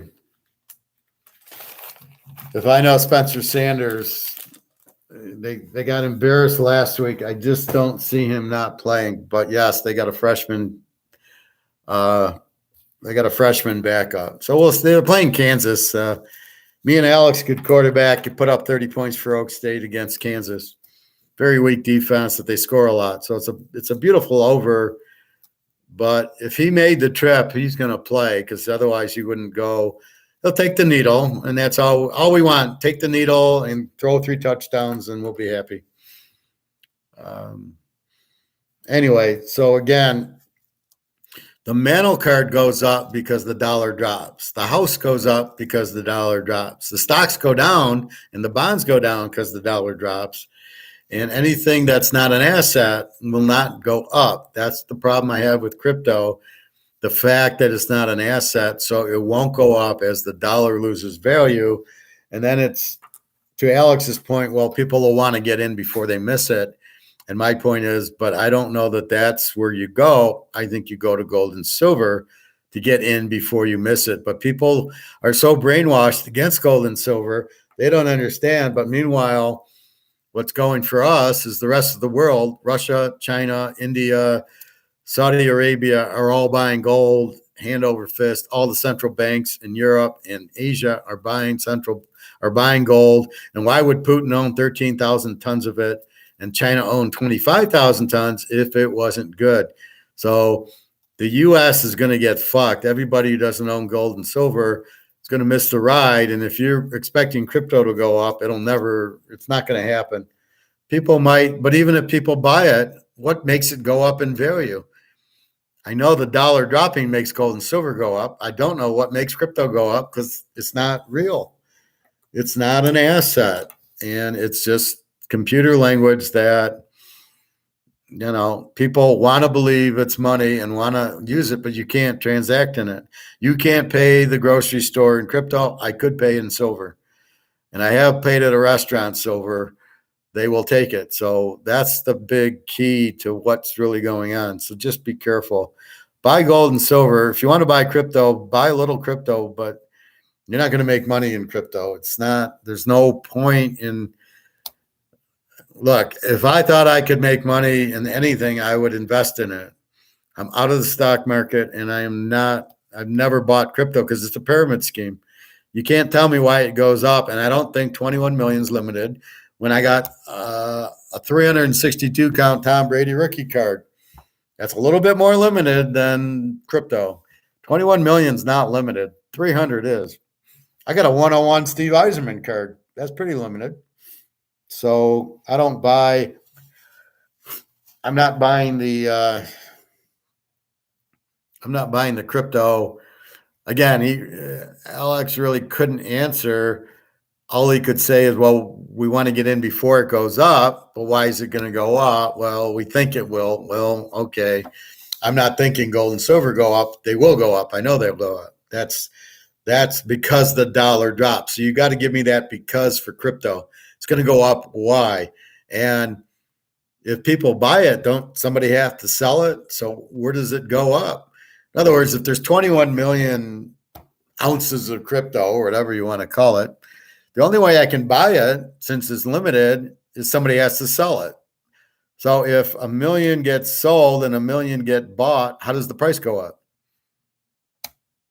That's the part I don't quite get, is what causes the price to go up if somebody has to sell it? Where gold, you get buyers, and then, yes, you get more buyers than sellers because everybody wants gold, forces the price up. But how do you do that in crypto? You can't get more than 21 million people in because it's limited. So you got 21 million, and then I want to buy, but I can't. I got to wait for somebody to sell it to me. So that doesn't raise the price. Where gold, you get somebody new buying it. You don't need, well, I guess you would need somebody to sell it, but the price will make you sell it. What's going to make somebody sell crypto to buy it? I mean, unless the price goes up, but I'm not following. Wild speculation, but speculation, what it's not even speculation though. Why will it go up? And I can't get an answer. Speculation isn't an answer. Well, I think it will. Well, yeah, I think the Lions will win the Super Bowl in the year 5000. It's just a guess, and there's no backing to it. Why do teams win? Well, I think Georgia will win because they have a killer defense, and Tennessee's defense sucks, and Georgia's going to run it down their throats, and their defense is going to shut them down. That's why I think. But you can't give me that with crypto. What's going to make the price go up? If it's limited, there is nothing, because I can only buy if somebody sells. Now, gold, why would I sell gold? Well, the only reason I'm going to sell gold is the price went up. I'm going to hold on to it. Why would you buy crypto? Well, if the price goes up. But what makes the price go up? So does it say, look, there's 1 million people who want to buy it? There's only 21 million. So that'll force the price up? I don't think it works like that, because it's not an asset. So that's, I think, the problem is what makes the price go up, which I don't think anybody can answer, because I don't even understand it. Why does the Mantle card go up? Well, there's demand for it. People bid it up. Are people able to bid up Bitcoin? I don't know. That's the problem. So anyway, long day. I am off to swim, and I am exhausted. So we'll keep an eye on Oak State. Just be careful with that pick, that the quarterback, Spencer Sanders, might not play. If he made the trip, he'll probably take the shot. He'll be careful. Maybe he doesn't run. And then hopefully we get the over on it. Otherwise, I think that's it. And let's just hope he plays. I think that's about it. I think I have to post the Clemson play, because I think Clemson beats Notre Dame, getting 2.5 points. Maybe I'll post it with some pros. See, it helps when I talk about the pros. I get an idea who I like, how we can win with it, because it's so sloppy. I have one lock. That's it. And I really like that game, but everything else, like, who the hell knows? So anyway, that's what's going on. And I will see you tomorrow about 10:15. So I'll be off next week in Europe, but I'll do a show Monday. I don't know that I'll do a show Tuesday.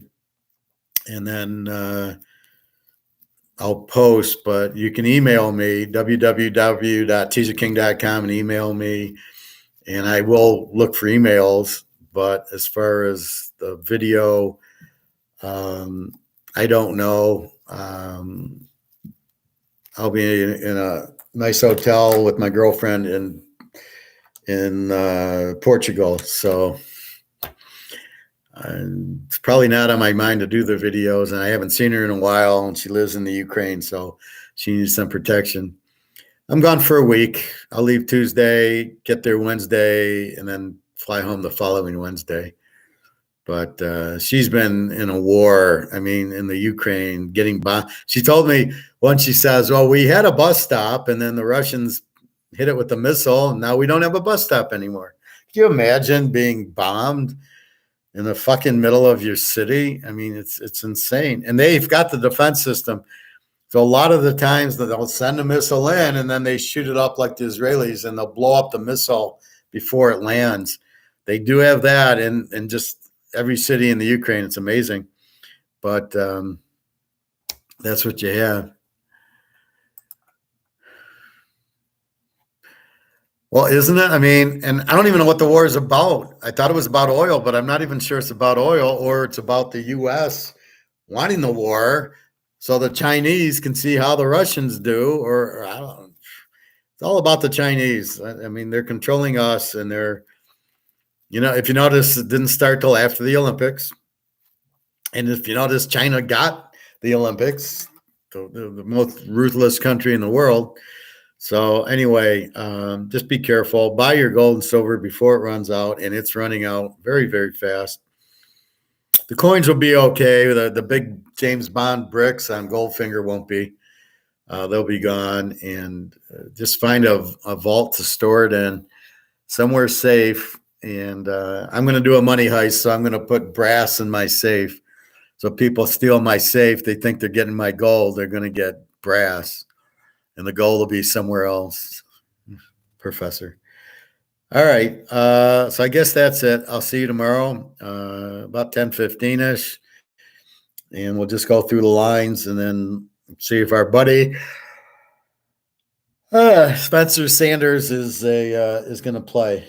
I hope so. Anyway, free game, Georgia and Clemson is the free teaser. In the pros, did I give a free one? Yeah. In the pros, Atlanta, San Diego over. So if you want to play a 3-team teaser, there you go. Really like it. Clemson, I think, beats Notre Dame. Notre Dame, they lost to Stanford and Marshall. Really? Jesus Christ. And then they're going to beat Clemson? Mm-mm. No, because Clemson will go to the backup, and he's better. That's what I'm hoping. And the backup's a freshman, so I'm hoping that the Oklahoma State backup's as good as the Clemson backup. I'm sure he's good, and I'm sure he's been trained, so I'm sure he won't kill us. And Kansas has their backup in, and he's lighting it up without a problem. So we'll see what happens, but we're hoping for a lot of points. Anyway, that's about it. Off to the pool. Well, thank you, Bobby. Buy your gold. Get some gold, Bobby. You got to get out of the stock market, and you got to get out of the banks. That's for sure.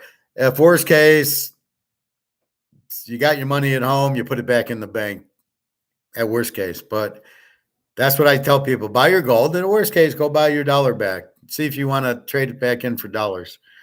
Yeah. Take it easy, y'all. Let's beat the books. There you go. That's the whole goal. All right, everybody. Have a great day. www.teaserking.com. Please, you get my email there if you want to email, if you want to play. Me and Alex do 10-team teasers, 5-team teasers. I get 20%. That's about the only rule, because that way I give you my picks. Then I get the 20% only if you win. So that's a way to do it. But you need to show me the ticket, and then we can go from there. So this should be a big week. It looks like we got to get by this Oklahoma State, because that's in the 10-teamer. So if Oak State, I hope it is 9-1 and it's Oak State that fucks us, but we'll see. All right, everybody. Have a great day. Have a great weekend, and good luck to you. Let's get them.